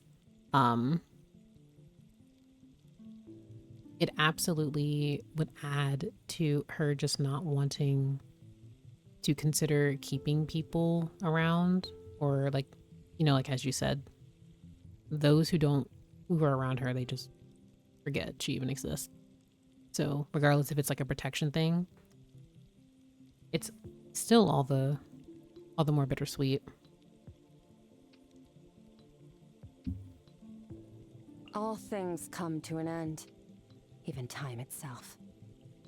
That is such a scary voice line. I love that though.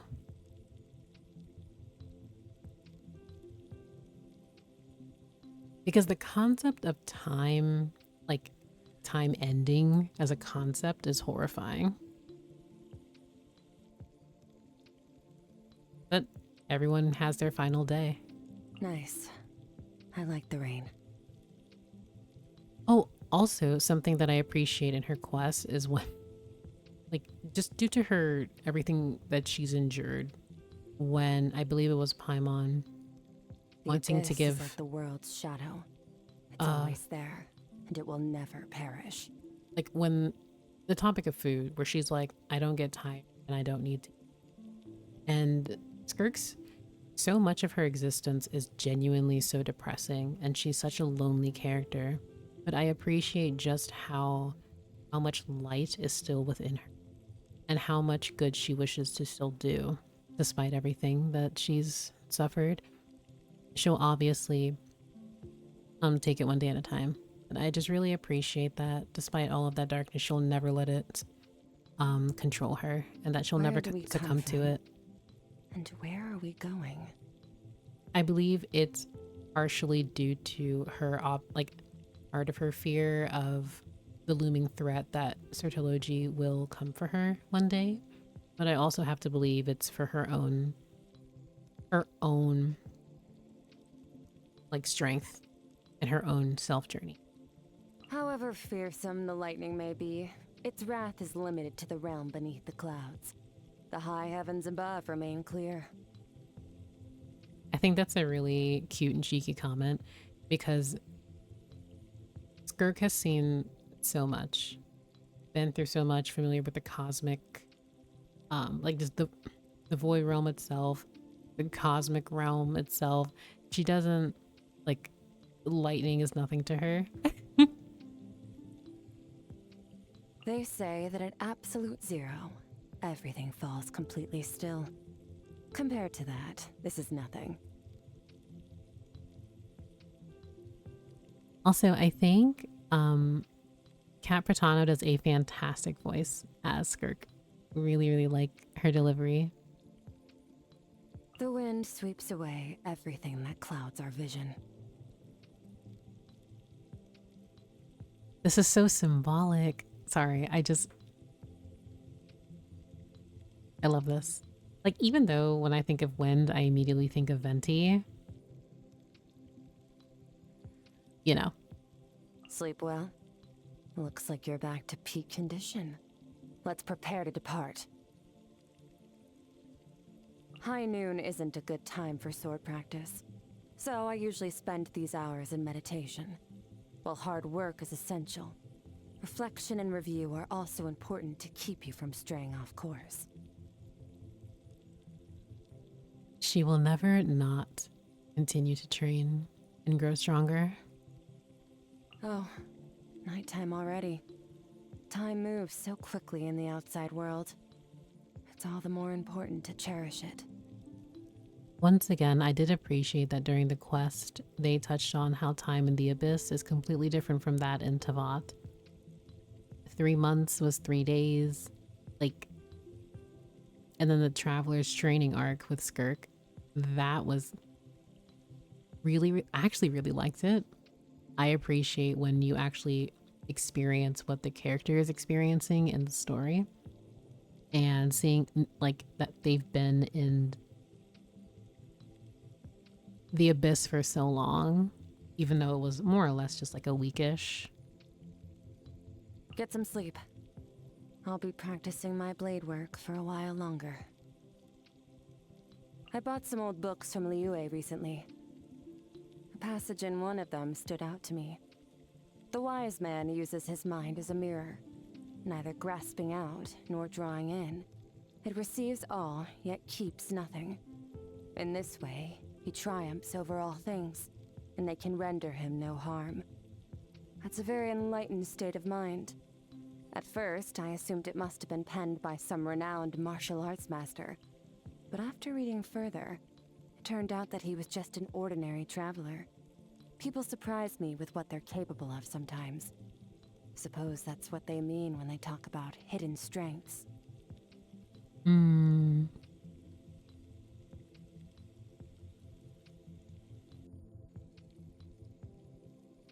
She's such a contemplative person. Come rain or shine, victory or defeat, I practice the blade whether I'm in the mood for it or not. Only those with true strength can bend fate to their will.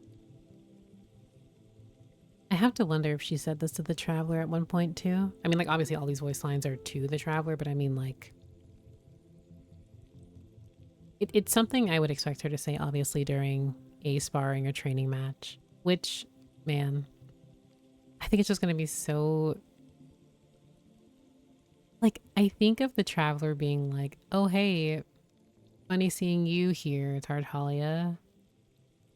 So I, like, trained with your master. Yeah. Like, what do we even, like, how do you even respond to that? Because we clearly know he's really been looking The for her. abyss is like the world's shadow. It's always there, and it will never perish. If you ever want to hone your skills, I can take you to the abyss. You won't be disturbed there, and time will pass at a slower pace. It's an economical way to train. Oh, I love that she's thinking about it economically. We love that. Perhaps you're right. Maybe it will take everyone working together to bring order to the universe. But I can't afford to place my hopes on other people. I have to go a step beyond that, and show them that there really is a way we can get there. You can just sense the, or hear the pressure and determination. I'm thinking of another word as well when she says this. Master taught me how to wield the power of the abyss, and from surviving Conrian research, I learned how to channel that power and make it mimic the elemental energy of Tevat. The fact that you and I don't need a vision to use the elements implies that our aspirations do not require the approval of the gods. Wow. Also, I think depending on your, like, when I heard her say, and from surviving Conrian research, I just interpreted that completely differently.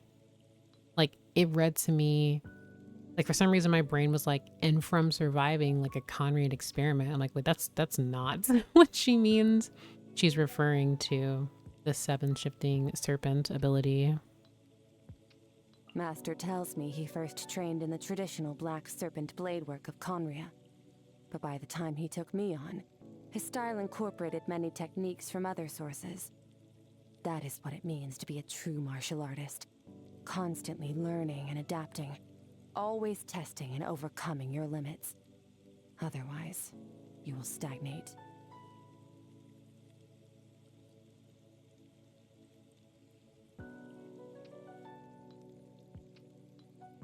I am so sorry. I had to mute my microphone because I just drank some water and it went down the wrong pipe. Now my eyes are so watery. I am so sorry. Ooh.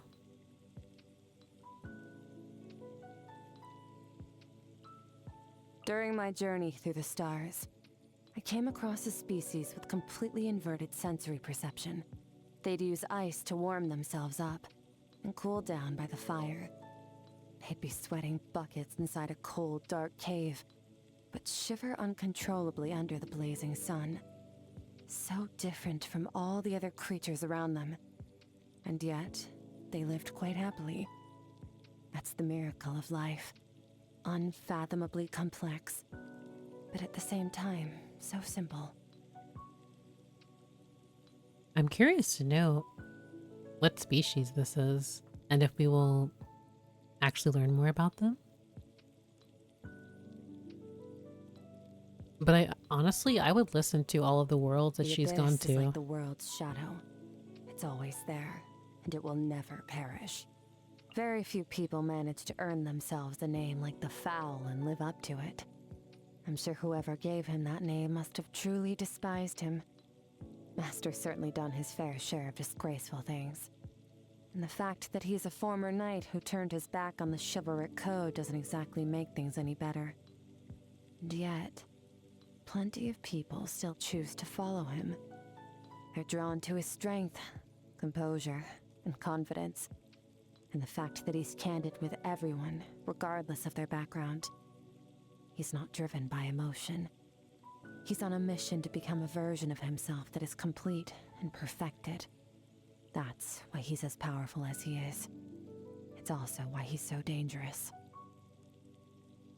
So the game's going to tell me that one day we're going to encounter perfect Sertology. I do think this is really nice to, like, it comes full circle because she had commented before that Sertology, in addition to a few other, just the other sinners, how they're all pursuing in one way or another, in their own way, a form of perfection. As the sustainer of the world's borders, she tolerates my presence. But she did make me promise not to interfere too much with this world's affairs. That was fine by me, but I had to know the reason why. She said many ecologists find it emotionally overwhelming when they observe the animal kingdom and see the predators hunting and the prey fleeing. But they'll never interfere in the process. Instead, they allow the laws of nature to take precedence over their own emotions. In her own words, some call this being a callous observer, but I think it's merciful at the same time. Excuse me. So first and foremost, yet another title, a very important title that I would put an asterisk next to, that Alice is called the sustainer of the world's borders. I also putting a huge pin on that because Alice, we knew she was the guardian of Tavat's borders from as early as the Wings of Feasting item description. But to hear Skirk directly call her the sustainer of the world's borders, sustainer of the world's borders, when the other sustainer we obviously have of the heavenly principles, I think is a very cute play on words.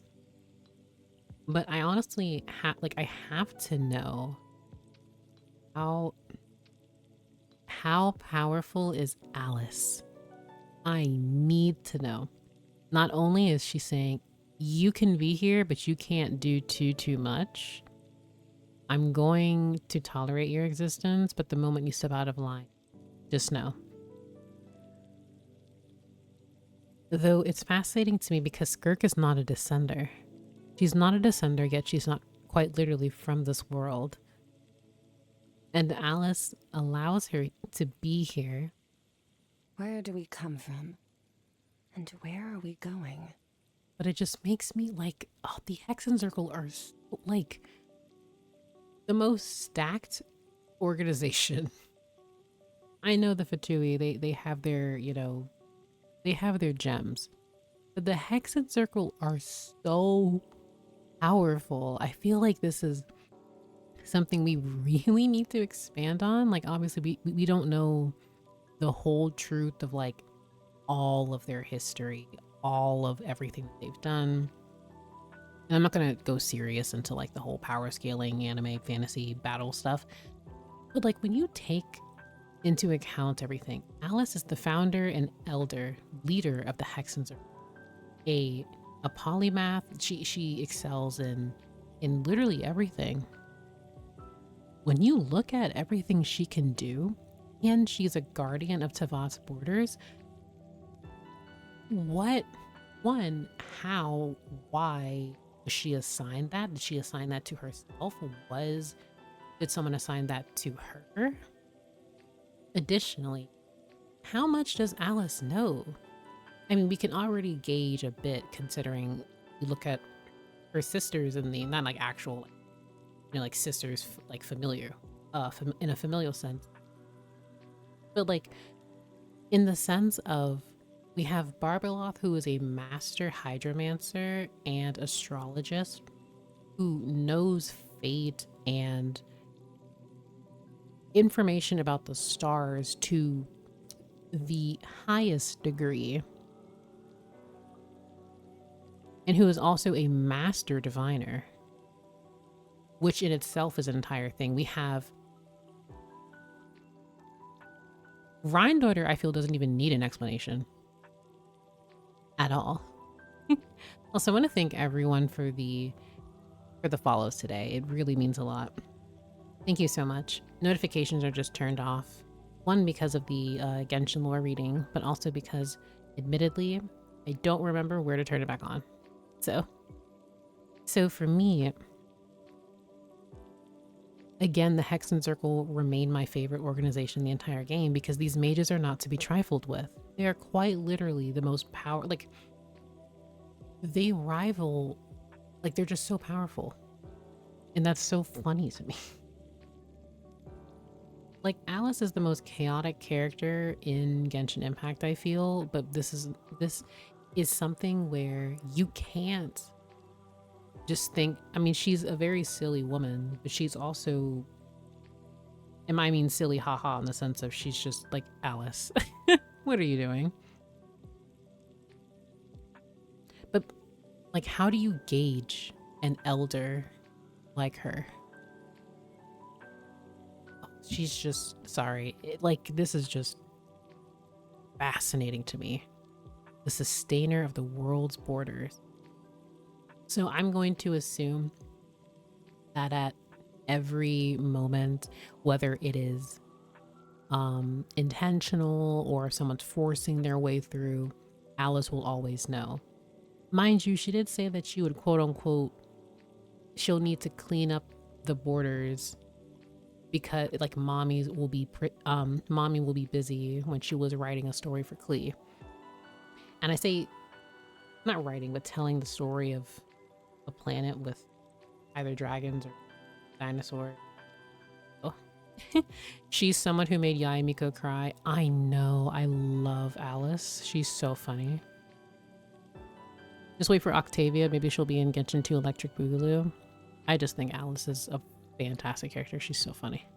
On one of the times that we met, she urged me to listen to the voice of my heart and to learn how to enjoy my present life. She was being sincere and showing she cared. And for that, I ought to thank her. God, Alice. Oh, Alice, the woman that you are. Gosh. Oh my gosh. Oh, she has such stacked voice lines. And then Dory is here? Why is Dory here?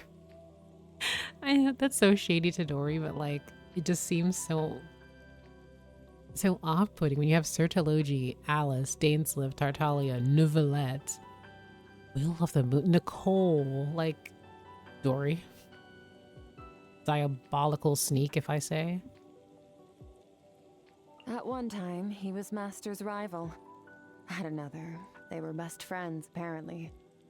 I had hoped he might give me some more information about Master, but the moment he recognized my style of blade work, he got very agitated and demanded to know Master's whereabouts. I don't want to deal with him.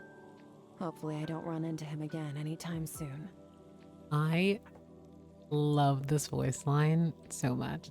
1, Skirk is hilarious. 2, the fact that she's like, I don't want to deal with him. I really don't want to deal with this depressed man. Get him away from me. But this is like a one-to-one that we experienced in her animated short, because Dainsliff is like, who taught you that blade? And then immediately attacked her. Or I say immediately, it was probably excuse me, some type of fight. Or it could just be a show of, well, quite literally similar blade work. So would the Will of the Moon be maybe the new Columbina? I have no idea. I'm not sure yet. So but I will be waiting to continue since the app break did just start. So we will see. Dance of training arc when, but ain't touching the centers right now. Okay. if I'm being completely honest, for as much as I love Dainsliff, he absolutely needs to get it together if he thinks that he wants to take any form of revenge or fight to any of the sinners. I don't know what in his mind where he think he could have like a fraction of their power. And this also isn't me um like I love Dainsliff, I really do. But from a narrative standpoint, I also don't know the extent of his power. But if I'm learning that Sertology is out here world hopping and making universes into weapons and easily taking down the strongest warriors and mages and playing with them like there's prey and punching gods and doing the most, I just don't feel Dainsliff would be safe going against him. So I need Dainsliff to either show that he's really about that life, or what, because I love him dearly, but he is very so focused on just like, he obviously wants to stop the abyss, but he also wants to take revenge on those from Conra who failed to protect it. Yet at the same time, having these 5 sinners having world shattering power is something that is so, like, I can't even begin to process that. So I need to figure out what he is going to do and speculate how he wants to go there.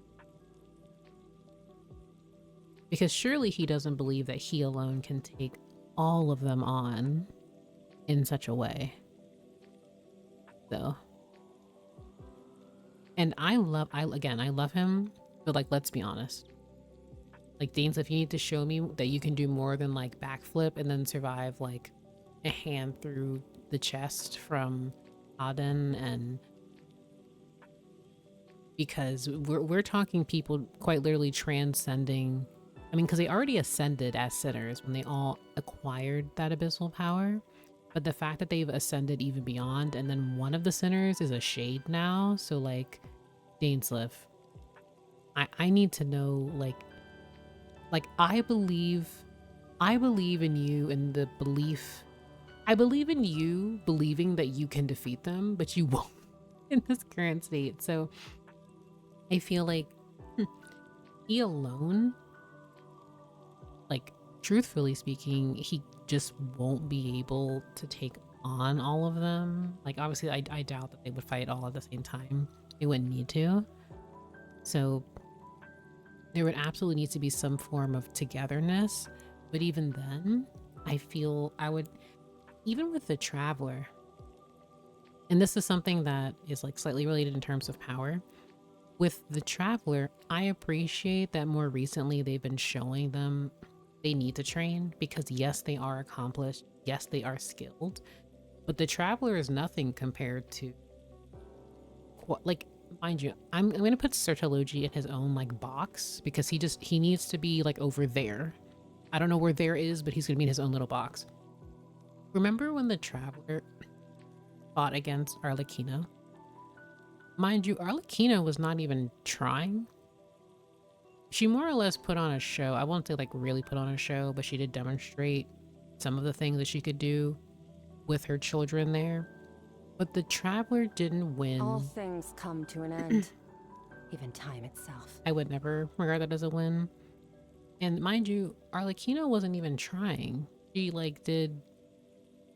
She was cute, had her magical girl transformation, and then quite literally put her hand on their shoulder and, try again, sweetie. When you get stronger, you can try again. So it's like, it's cute that the Traveler can fight against Tartaglia. But you have quite the amount of people to go against. Mind you, I'm not saying all of the 5 sinners are inherently antagonistic in the sense that we will need to fight every single one of them. But they need to actually bring their A game. Because I honestly think it really took until Arlecchino for them to be like kind of humbled. And then even then they were just like, oh, well, I'm still me. But I'm completely fine seeing characters struggle to become stronger, because that's what makes things more there. Because we're going against people who have god level powers. The top 3 harbingers all have god level powers. So, or had, you know what I mean? So it's like, exactly, Al. She looked at them. And then they couldn't move. And then she said, mm-hmm. To be fair, after Arlecchino smacked the Traveler around, they finally upgraded their weapon. This is true. And this isn't for like any Traveler hate. I love the Traveler, but it's like, you guys need to get it together. I understand that they're going through Teyvat so they can reclaim their powers and that they'll be able to grow. But they have to work. And so I bring this back to Skirk and Certelogy and Dainsliff, where I don't think there's been any like notable Conrian. I'm removing NPCs in the sense of like, like Uthred, stuff like that. When I look at Il Capitano, when I look at Certelogy, if I think of the other 5, like the 5 centers, I look at Rindo. Like the power that they wield, how will the Traveler compare to that? It's just something to think about.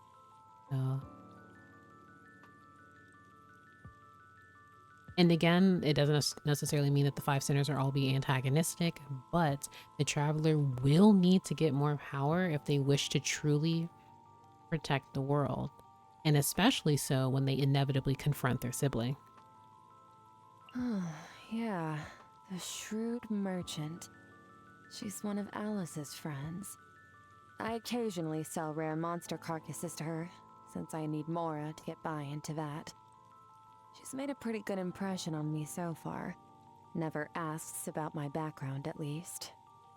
I don't know how fair her prices are, but I also don't care. I only need enough to get by. Any extra would be wasted on me. Even though I know absolutely nothing about Dory, I can respect it. I honestly can respect it.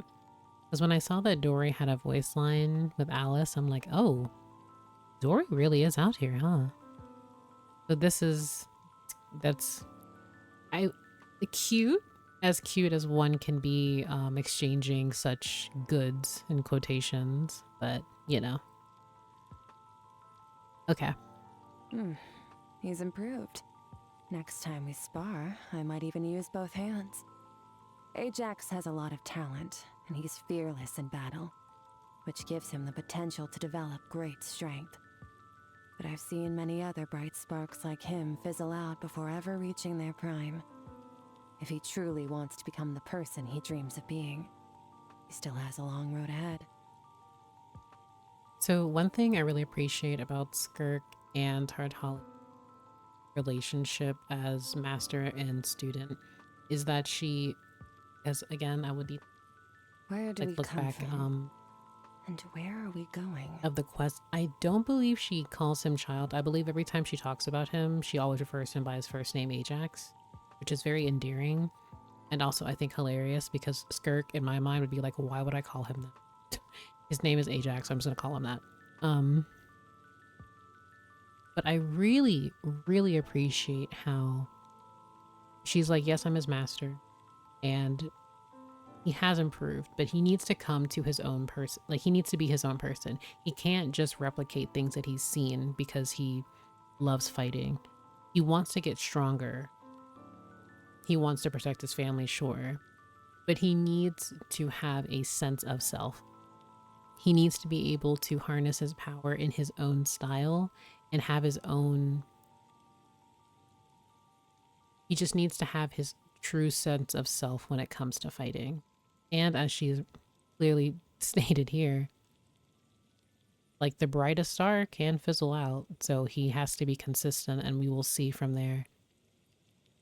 I also do think she cares for him, and like it, I think it's really sweet, as much as she allows herself to, because of what she's experienced. And even though she isn't, not kittens and rainbows, you can, at least for me, tell that she does really care about him, regardless of I don't even know. She just cares about him. I think that's cute. Lost power is always reclaimed in the end, in some shape or form. But where will this power lead? To a trial? To revenge? Or toward a new future? It's a question that strikes at the heart of his quest to find the meaning of his existence. And perhaps deep down, he already has his answer. Very poetic. Very poetic. I like this voice line about Neuvillette. Also, I want to say again, also on this, about Tartaglia, I'm also reminded, actually, I think it would probably no, it'll be more appropriate here. So she mentions lost power and the concept of power and strength as a whole, given her person. I really love that we have, like, through her, she made an interesting comment that power in some shape or form, it comes back, but also how the traveler has the ability to quote unquote purify the abyss. She's like, you call it purification, but what actually is, whatever power that is, like all power, there is some form of setback, excuse me, setback in one way or another. And also, I mean, I think the easiest way to, like, I think back to alchemy, and a law of equivalent exchange kind of thing, like you don't just get power and that's it. There's something there. And we have to break down and analyze what that power is, what its limits are, and how it will be applied by said user. I wouldn't be surprised if we see Dorian not cry. I wouldn't be either. I literally, if we were at the, like, clink clink craft shop and she's just over there, I would not be surprised.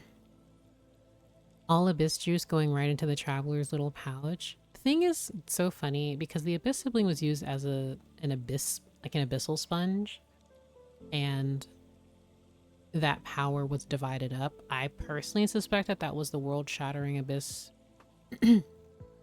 power that was used for the 5 sinners, unless it was used for something. That's where my mind leads right now. When I think of it's like the abyss sibling absorbed all the abyssal power. The traveler is absorbing all this elemental power, and they're quite literally not paralleling, but they're opposite of one another. So for me, I really want to know, once they have all these elements, they have their power back, will it still be enough? They are a descender and they have the will to empower, purportedly, to change fate and to truly defend Tevat, to protect it. But everything has its limits. So, I don't know, I'm just deeply in thought about the concept of power here, especially after learning so much about Sortilege. I once saw the 3 moons of Tevat when I was passing through the false sky. 2 are utterly destroyed, their lifeless remains drifting aimlessly through space. The one that remains intact shows no signs of life either, but its will has not faded completely. Maybe there's a chance that one day, a glimmer of truth will emerge in the false sky, a truth belonging to this world alone. This is such a beautiful voice line. I'm so happy I completed her quest today and before I got into Not Cry. I once saw 3 moons of Tevat when I was passing through the false sky. 2 are utterly destroyed, their lifeless remains drifting aimlessly through space. The eternal and iridescent moons.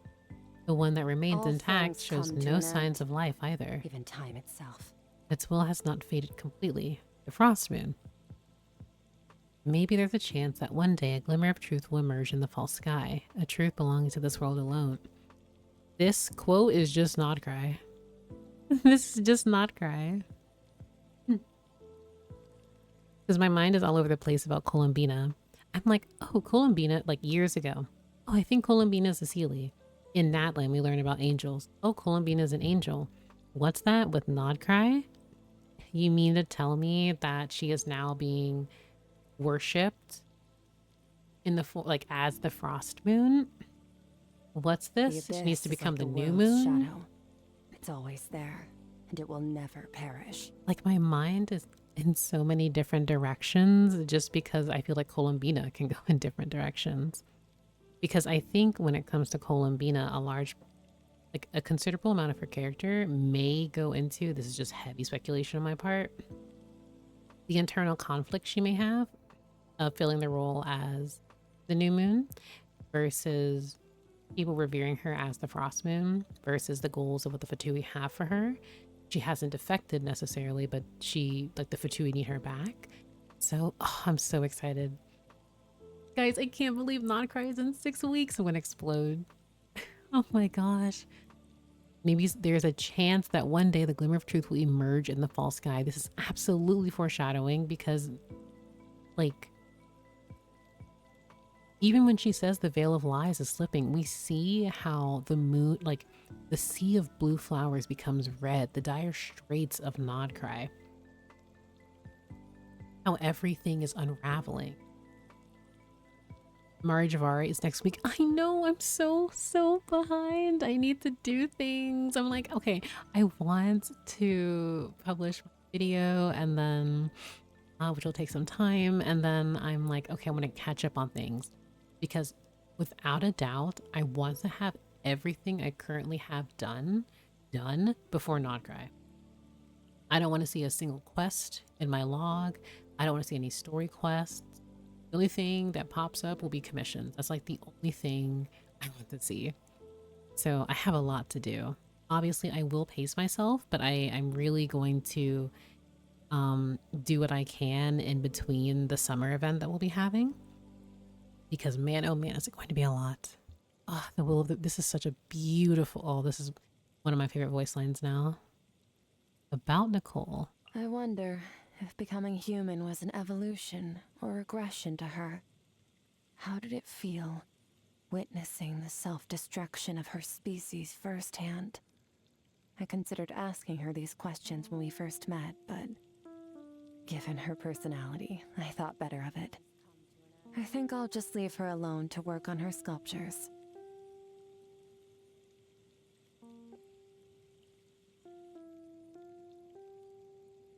So, this to me, this is just my speculation. This just confirms to me that that Nicole was an angel. She either was an angel or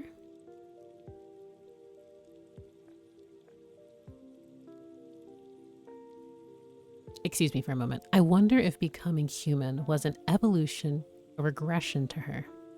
How did it feel witnessing the self-destruction of her species firsthand? Of course, Hoyoverse gives themselves wiggle room in the sense that she could be something completely different. We see like the long life species of elves that like Layla, Klee, and Alice are a part of. But in the teaser, we saw how Nicole's elf ears are like completely different. But when you say the self-destruction of a species firsthand, that to and Chaska, yes, thank you. That to me, like this reads as angel, like an angel survivor. And again, like Skirk mentioned, whether it's a regression or evolution is something completely that Nicole would have to unpack herself. But I feel it would make the most sense for, I keep wanting to say Alice, I'm not trying to say Alice, for Nicole to be an angel, especially when we consider every single angel we know, whether historically or now, such as like Lord of the Night, every single angel is female.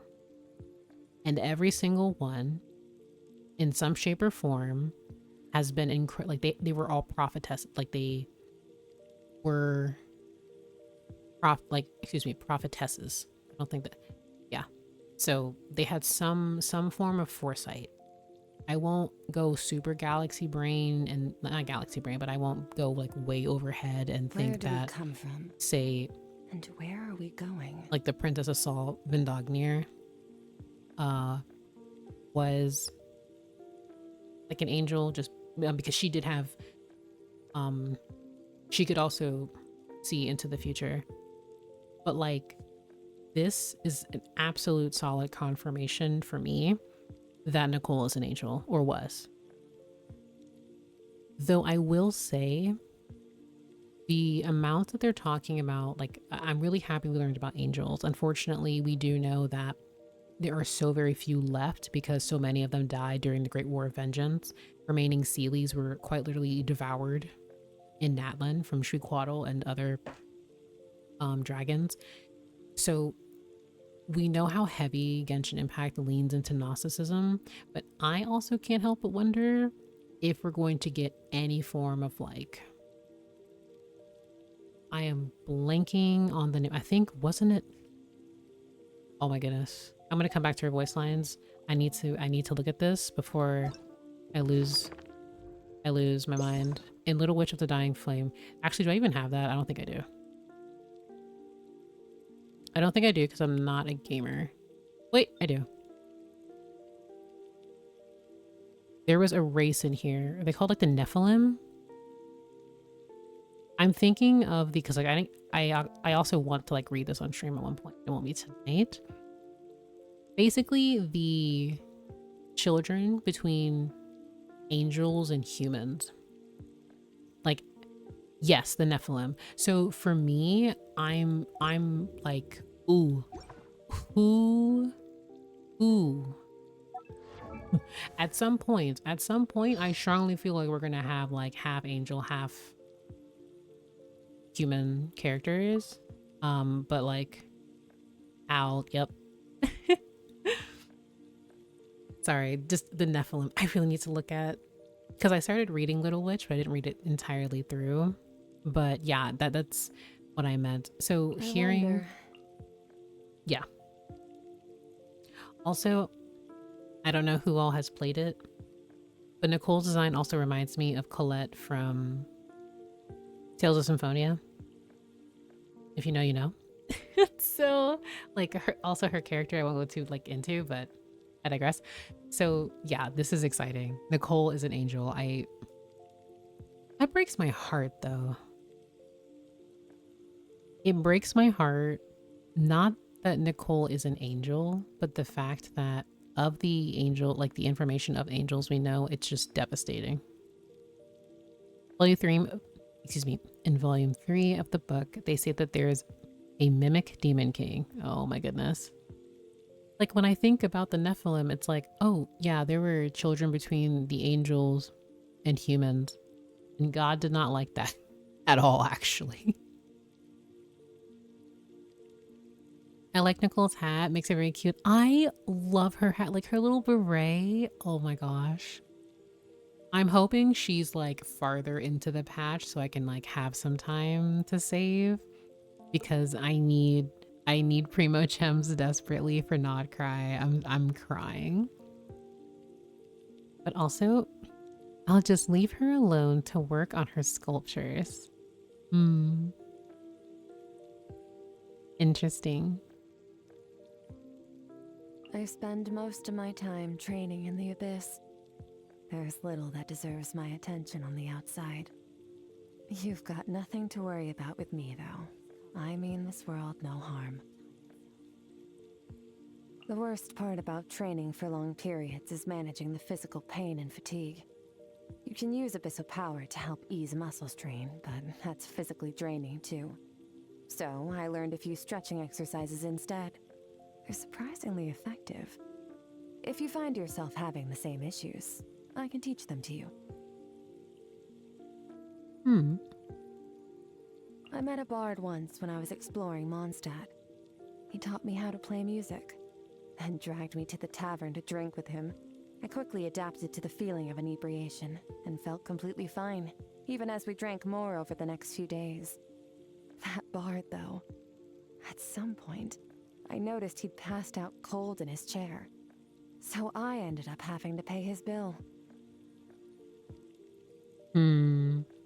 If only we knew who that bard was.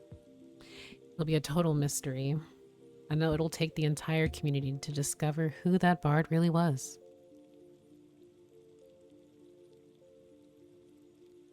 I personally really, really love, though, that he taught her how to play music. That's so sweet. That's so. Once in a while, I find myself gazing up at the stars.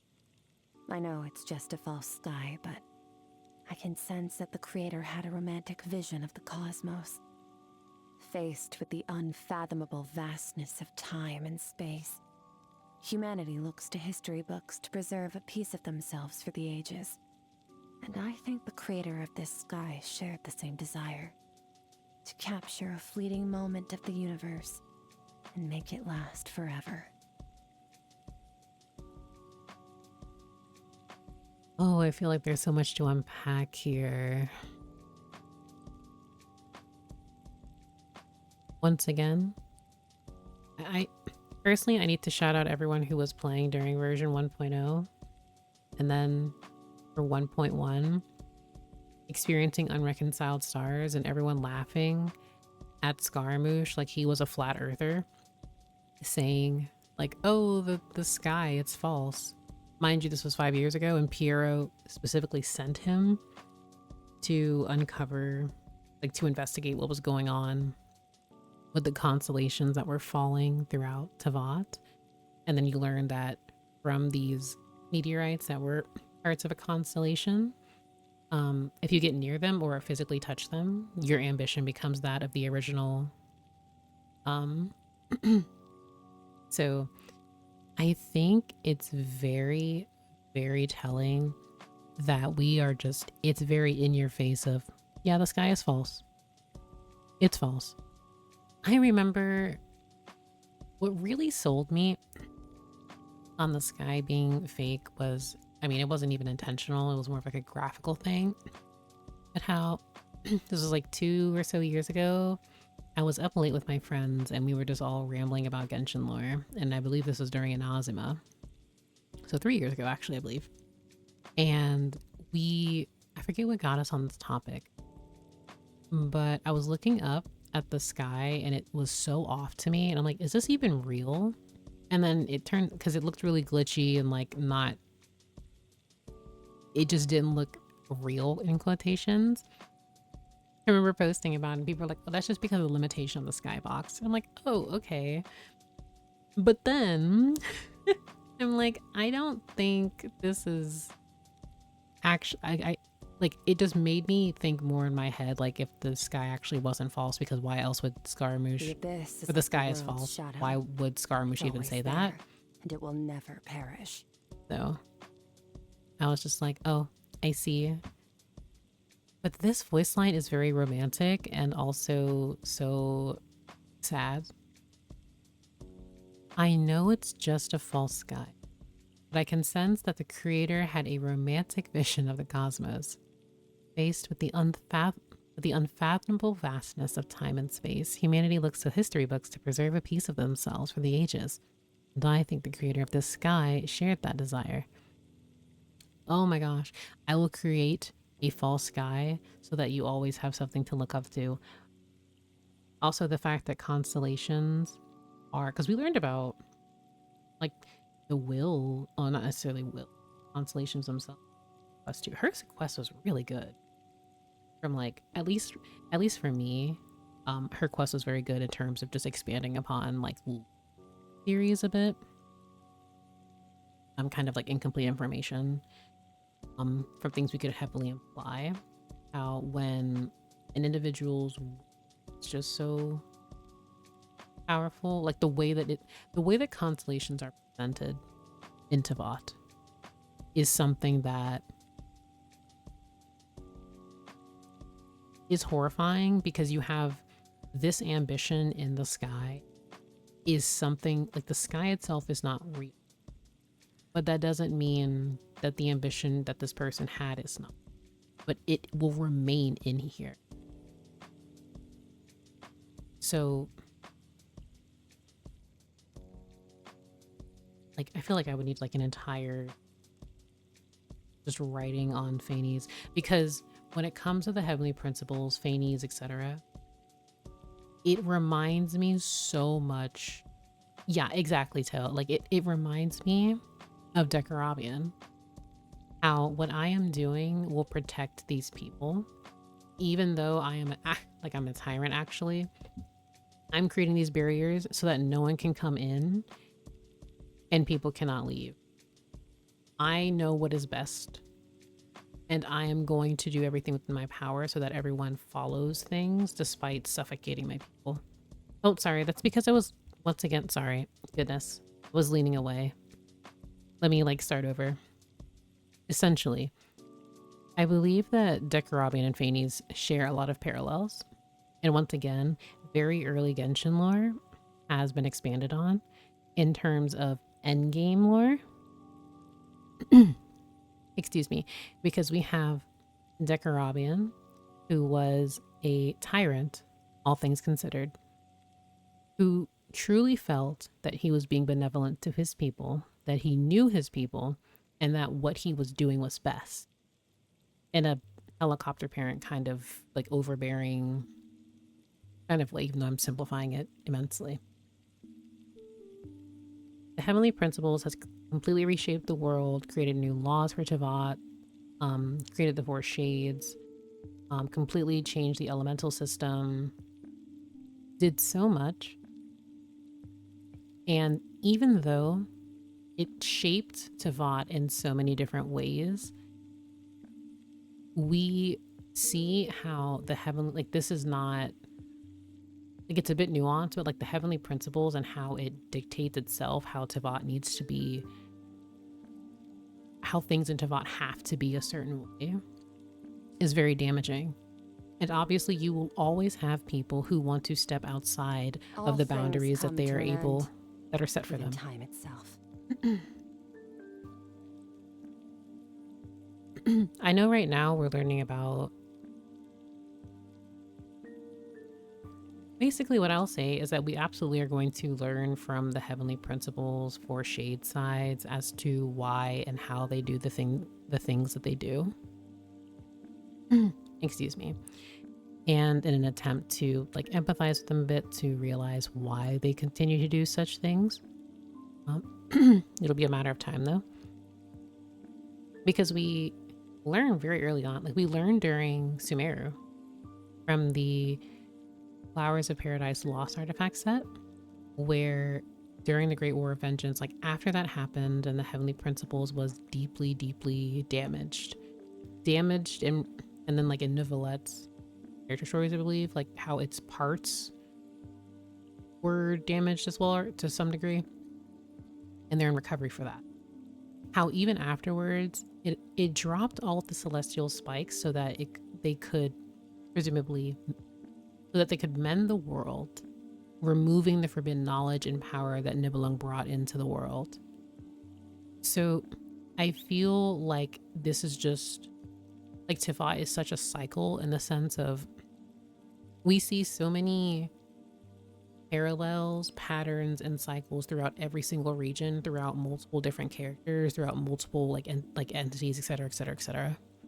I hope we get more Primordial One, Nibelung, and Traveler lore and Nodcry. I feel like it would be a huge setback and miss if they were to not do that. I think we will.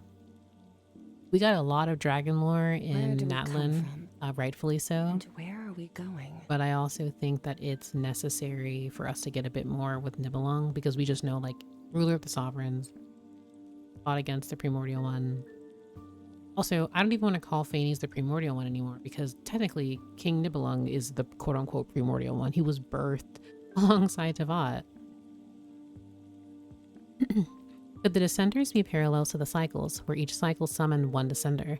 So Crown Aria Ron Aria summoned us, for example. I think there is credence to that. I do. Because Tivat, as it's in itself, as a whole, is cyclical in nature. You can find many repeating cycles, and this is something that's also touched on in the Narcissenkreuz questline. Like, we're currently in the 4th cycle, and with this 4th cycle, my brain is going to go in overload. I'm gonna like tone it down just because the Narcissenkreuz, like my brain just immediately went into like a mode TM. But basically, I think we will have, like, there are existing parallels, there are apparent cycles, and there are many patterns that exist throughout all history in Tivat. Like, I think of easy parallels we see, like how many of us in the lore space since like not 1.0, I won't go that far, but basically as of Encanoia, specifically when we were learning about the 4 shades, and a bit afterwards, how the artifact sets, how we have, you know, life, death, time, void, reason, and we have the 4 shades, and then Phanes, and we also have the 5 sinners of Conria that were obviously, you know, paralleling them in some way. Also, I'm not gamer enough, so unfortunately I will never be able to look at the weapons, like the weapon skins in game from all of the sinners, which makes me sad, but you know. The abyss is like But the I world's definitely shadow. think that It's always there. we and it should will never always perish. keep in mind that we will always have recurring themes, and these cycles will continue in one way or another. Like, I think the easiest example for me in terms of patterns is and like narrative themes is duality. Have the Traveler, we have Furina Focalor, we have Raiden A, have Raiden Makoto, etc, etc. Like, that's Nahida Rukkhadevata, stuff like that. So when I think of when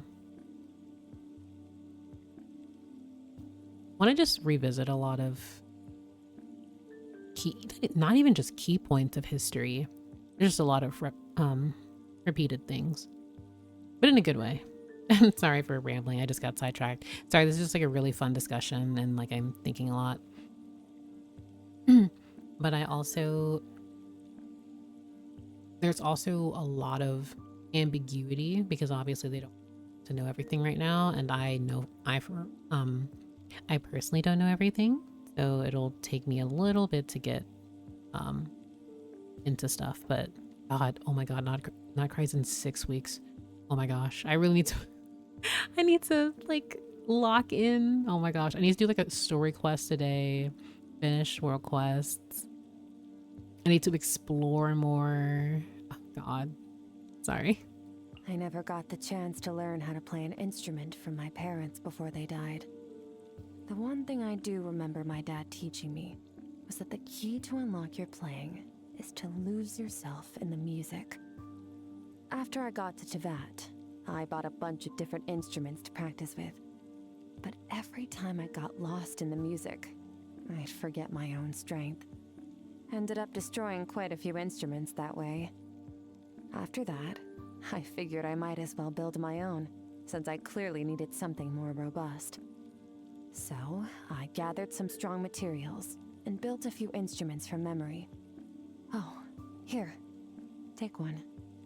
If it comes to it, you can even use it as a weapon, and it won't break on you. That's so sweet. Oops, sorry if you heard that. This is so sweet and very sad. I'm sure it's out there, but I would love to see fan art of like Venti teaching Skirk to play music.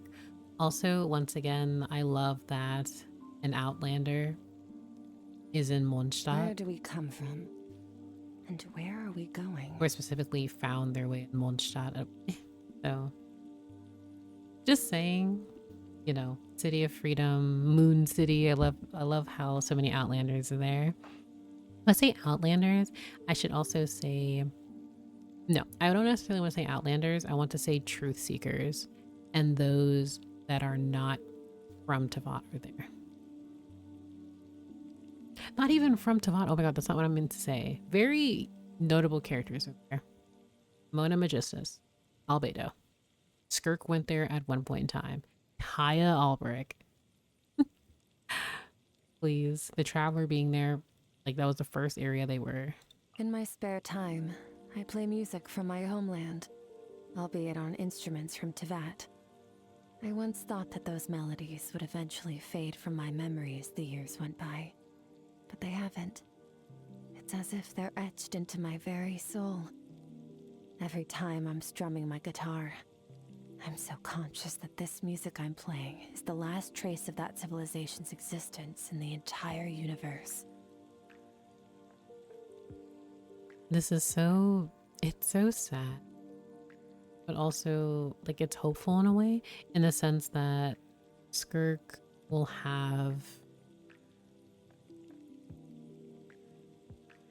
like, playing music in memory of a civilization.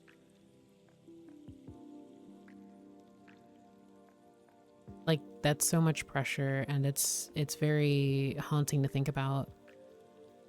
Because in many ways, Skirk is like a record keeper in the sense that the Traveler is. How she's a witness, despite others not necessarily being able to remember her. I tried writing some poetry once. My mother was a good poet, and I wondered if she'd pass that talent on to me. But nope. Whatever I tried, it just wouldn't click. I guess it's just not one of my strong suits. So be it. Poetry isn't gonna help me in battle anyway, so I don't have any real incentive to stick at it. Back when I was training with Master, I'd frequently end up covered in cuts and bruises from head to toe. There was this particular kind of bug, I don't remember what it was called, but he always used to catch some and grill them for me after a session. Said it'd help with my recovery. They were plump little things. You knew they were done on the grill because they'd glow a beautiful golden color. Crispy shell on the outside with savory flesh in the middle. It's been so long that I don't really remember how they tasted, but I do remember I used to love them as a kid. Baby Skirk shakes hands with baby Albedo, loving to eat bugs. Albedo loves spiders. He loves eating, specifically, he loves eating spiders that are at the root of Irminsul. And then Skirk liked these bugs. So, also, hello, Netsie. How are you this evening? Or morning, I should say, really. Goodness, sorry. Food goes down easier when it tastes good. But even when it doesn't, it's still edible. Just don't let anything go to waste. I don't think Albedo would actively ever eat someone's pet spider, but he does eat wild ones, though. Not bad. It's okay. Ugh, waste of ingredients. Next time, I'm cooking. Oh my gosh. Excuse me, I love this. I want them to have another, like, cooking event because this is so cute. I love these. Not bad. It's okay. Ugh, waste of ingredients. Next time, I'm cooking. She's literally like the parent, like, just get out the kitchen. Get out the kitchen. You don't know what you're doing. Happy birthday. I know some people like to throw a huge party, while others prefer a quieter affair. I don't know which kind of person you are, but for me, birthdays are a time to reflect on the past year. Sometimes with pride in my progress, other times with profound regret. It's probably best not to ascribe so much meaning to birthdays after all. Each place has its own festivals for celebrating the land, one's ancestors, friendship. But your birthday is the one day of the year that is meant just for you. Okay, speech over. Once again, I wish you a happy birthday. And I hope you keep growing into the person you aspire to become. Oh, this is such a sweet birthday line. That's so sweet. Aw, thank you, Skirk. I don't know, I just woke up. We'll need to experience today. I hope your day is a fantastic one. I hope you're productive, or if you need to rest, you have a comfy day. Oh, also, since because like I leveled her and I was in Korean, so like I didn't even like process what she was saying half the time. Is that it? An improvement, but it's still not enough for me. I feel like so many of Skirk's All voice things lines come could just to be an Twitch end. alerts, Even time itself. like Twitch alert sounds. Strength. There was once a time when I neither possessed nor sought it. But now it's in the palm of my hand. I'm never letting go. Of course, of course. The universe is vast beyond measure, with stars stretching out into infinity. With that perspective in mind, my pursuit of strength seems like an equally endless journey. So, while I will never stop moving forward, I do try to set milestones for myself along the way. And I've reached a new milestone while journeying with you, because I've grown stronger during this time.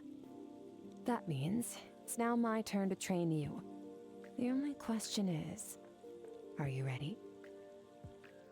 Oh my gosh. This was such a pleasant time. I love learning about Skirk. Well, as pleasant as, you know, one can be when faced with such trials and tribulations that she had to endure. But I genuinely love this. Oh my gosh. Let me look at her talents, because I actually haven't like read them. To mimic the human realm's laws using the principles of the void. You may consider this blasphemy or freedom from the prison of fate.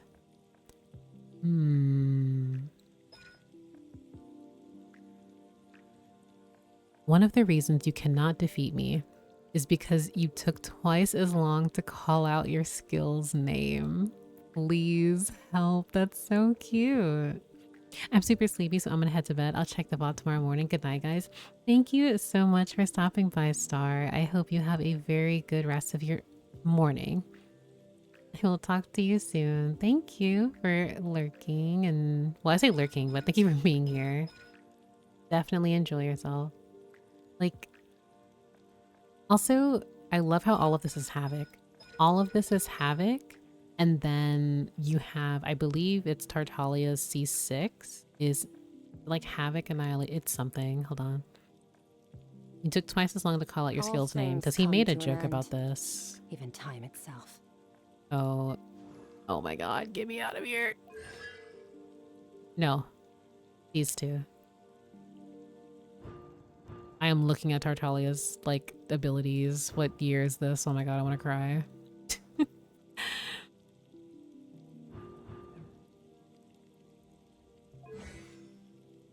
Havoc, Obliterate. This man, get him out of here. The fact he's gonna be level 2 forever. He's never gonna be leveled again ever. He's so stinky. Get away from me. Where do we come from? Get him And away where from are we me. So going? stinky. No. But that's so like him. Like when we learned about Sertology being called the Foul, and then it's like the immediate click of Foul, like the Foul's legacy. Please, please, I'm like scream. Well, why he's so cute? Okay, so as some quick lore, Tartaglia to me, I usually call him redacted because he's a butt face, and this is all mainly jokes. So one of my very, very good friends is a like amazing person, super, they're also like really deep into Genshin Impact lore, but they just get busy with life.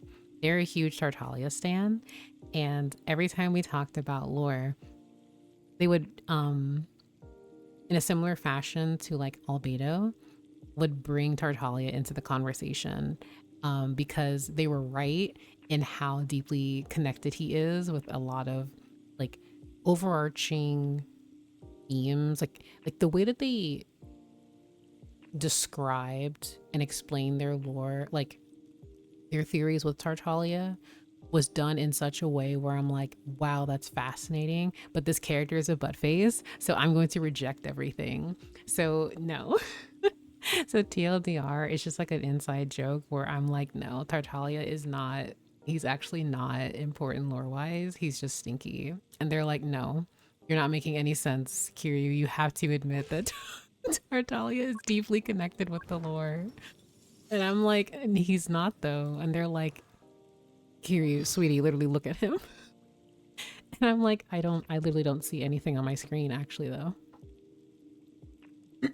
And then they were like, oh my gosh, wouldn't you believe his name is Ajax? I'm like, Ajax? Okay, well that's like the cleaning solution. And they're like, no, he's named after the Greek mythological character. Sorry if you heard that. One moment.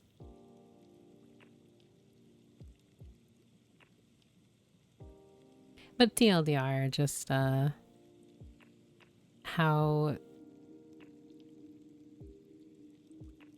you're like his name, like it's Ajax the Great. Like you can't just ignore this Greek hero, the character. You can't. So yeah. And then they were just like, this is a TLDR, is like Tartaglia is a butt face, just like how Lighter and ZZZ is a butt face kind of thing. So yeah. This is to say though that like all joking and stuff aside, he like lore wise, you guys are eating, so yeah. But where was okay. So before I forget, I did want to read her lore.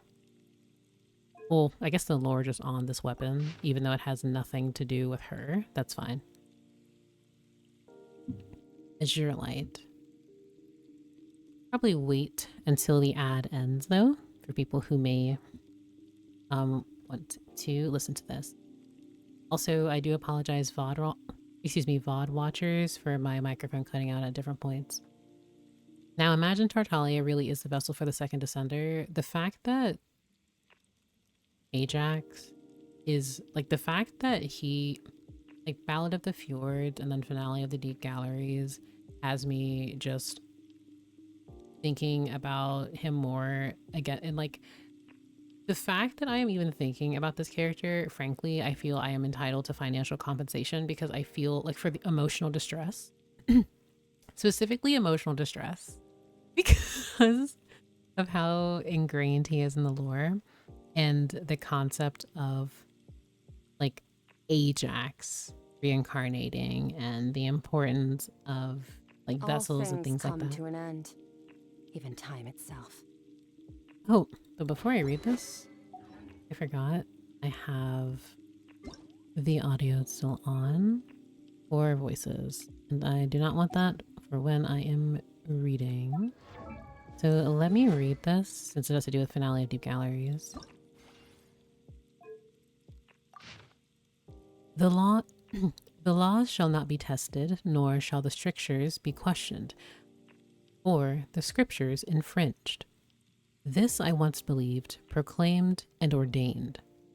Only when the gentle starlight brushed against mine eyes, unveiling itself to me atop the white stone mountain of song, was the desire placed in my heart to speak to you of the coming sunrise.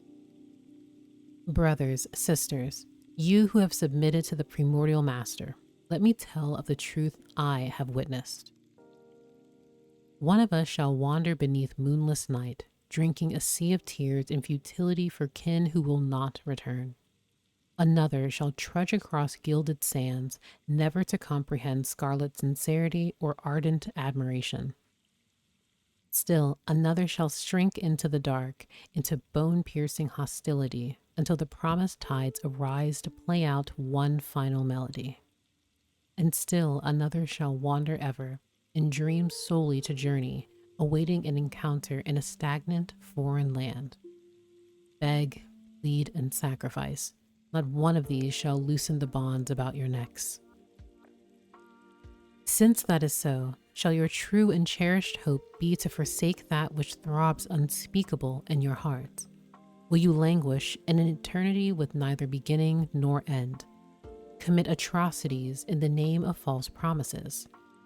Therefore, I bid you, cast it aside, set it at naught, drench your wings in filth.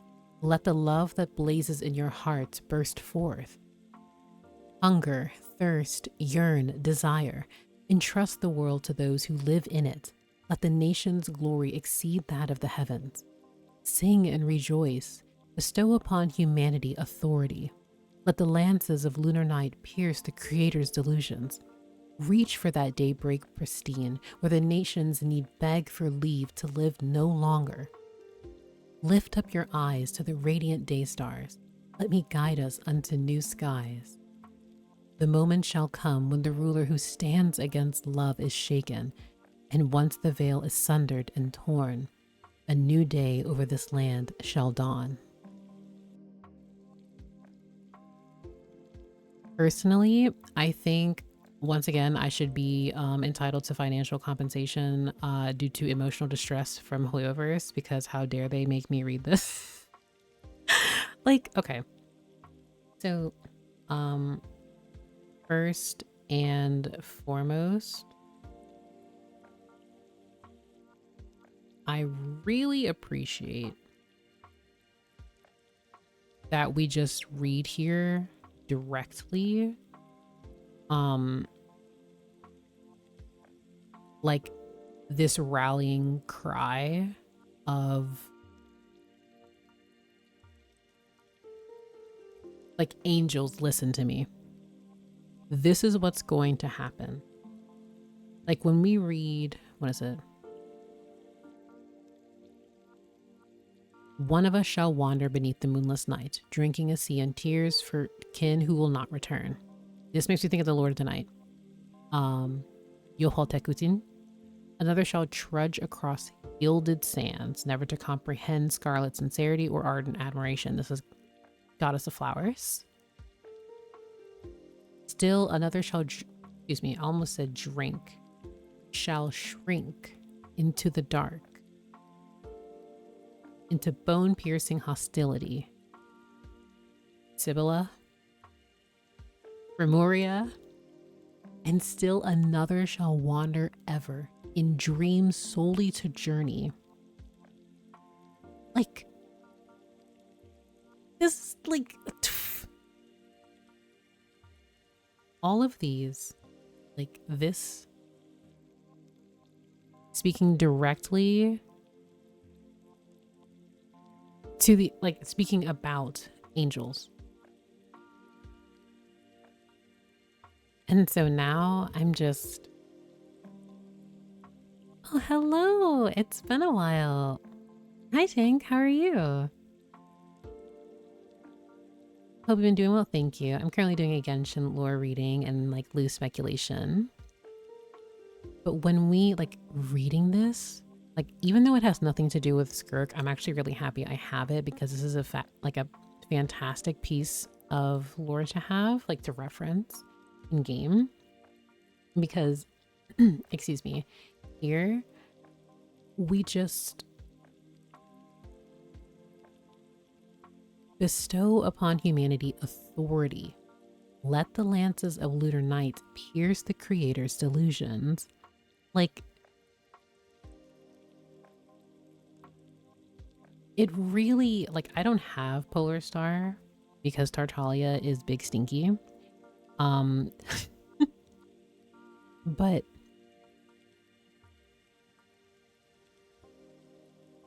it's so, like, the parallels are so strong.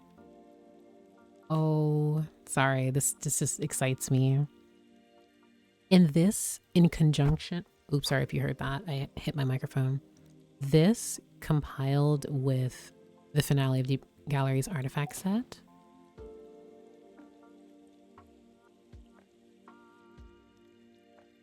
yeah, they're really just, this is amazing. Sorry, I'm just never over this.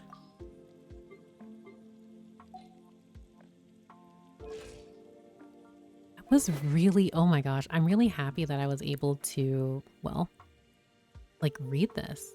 I think Skirk, I'll definitely need to learn how to play her properly more.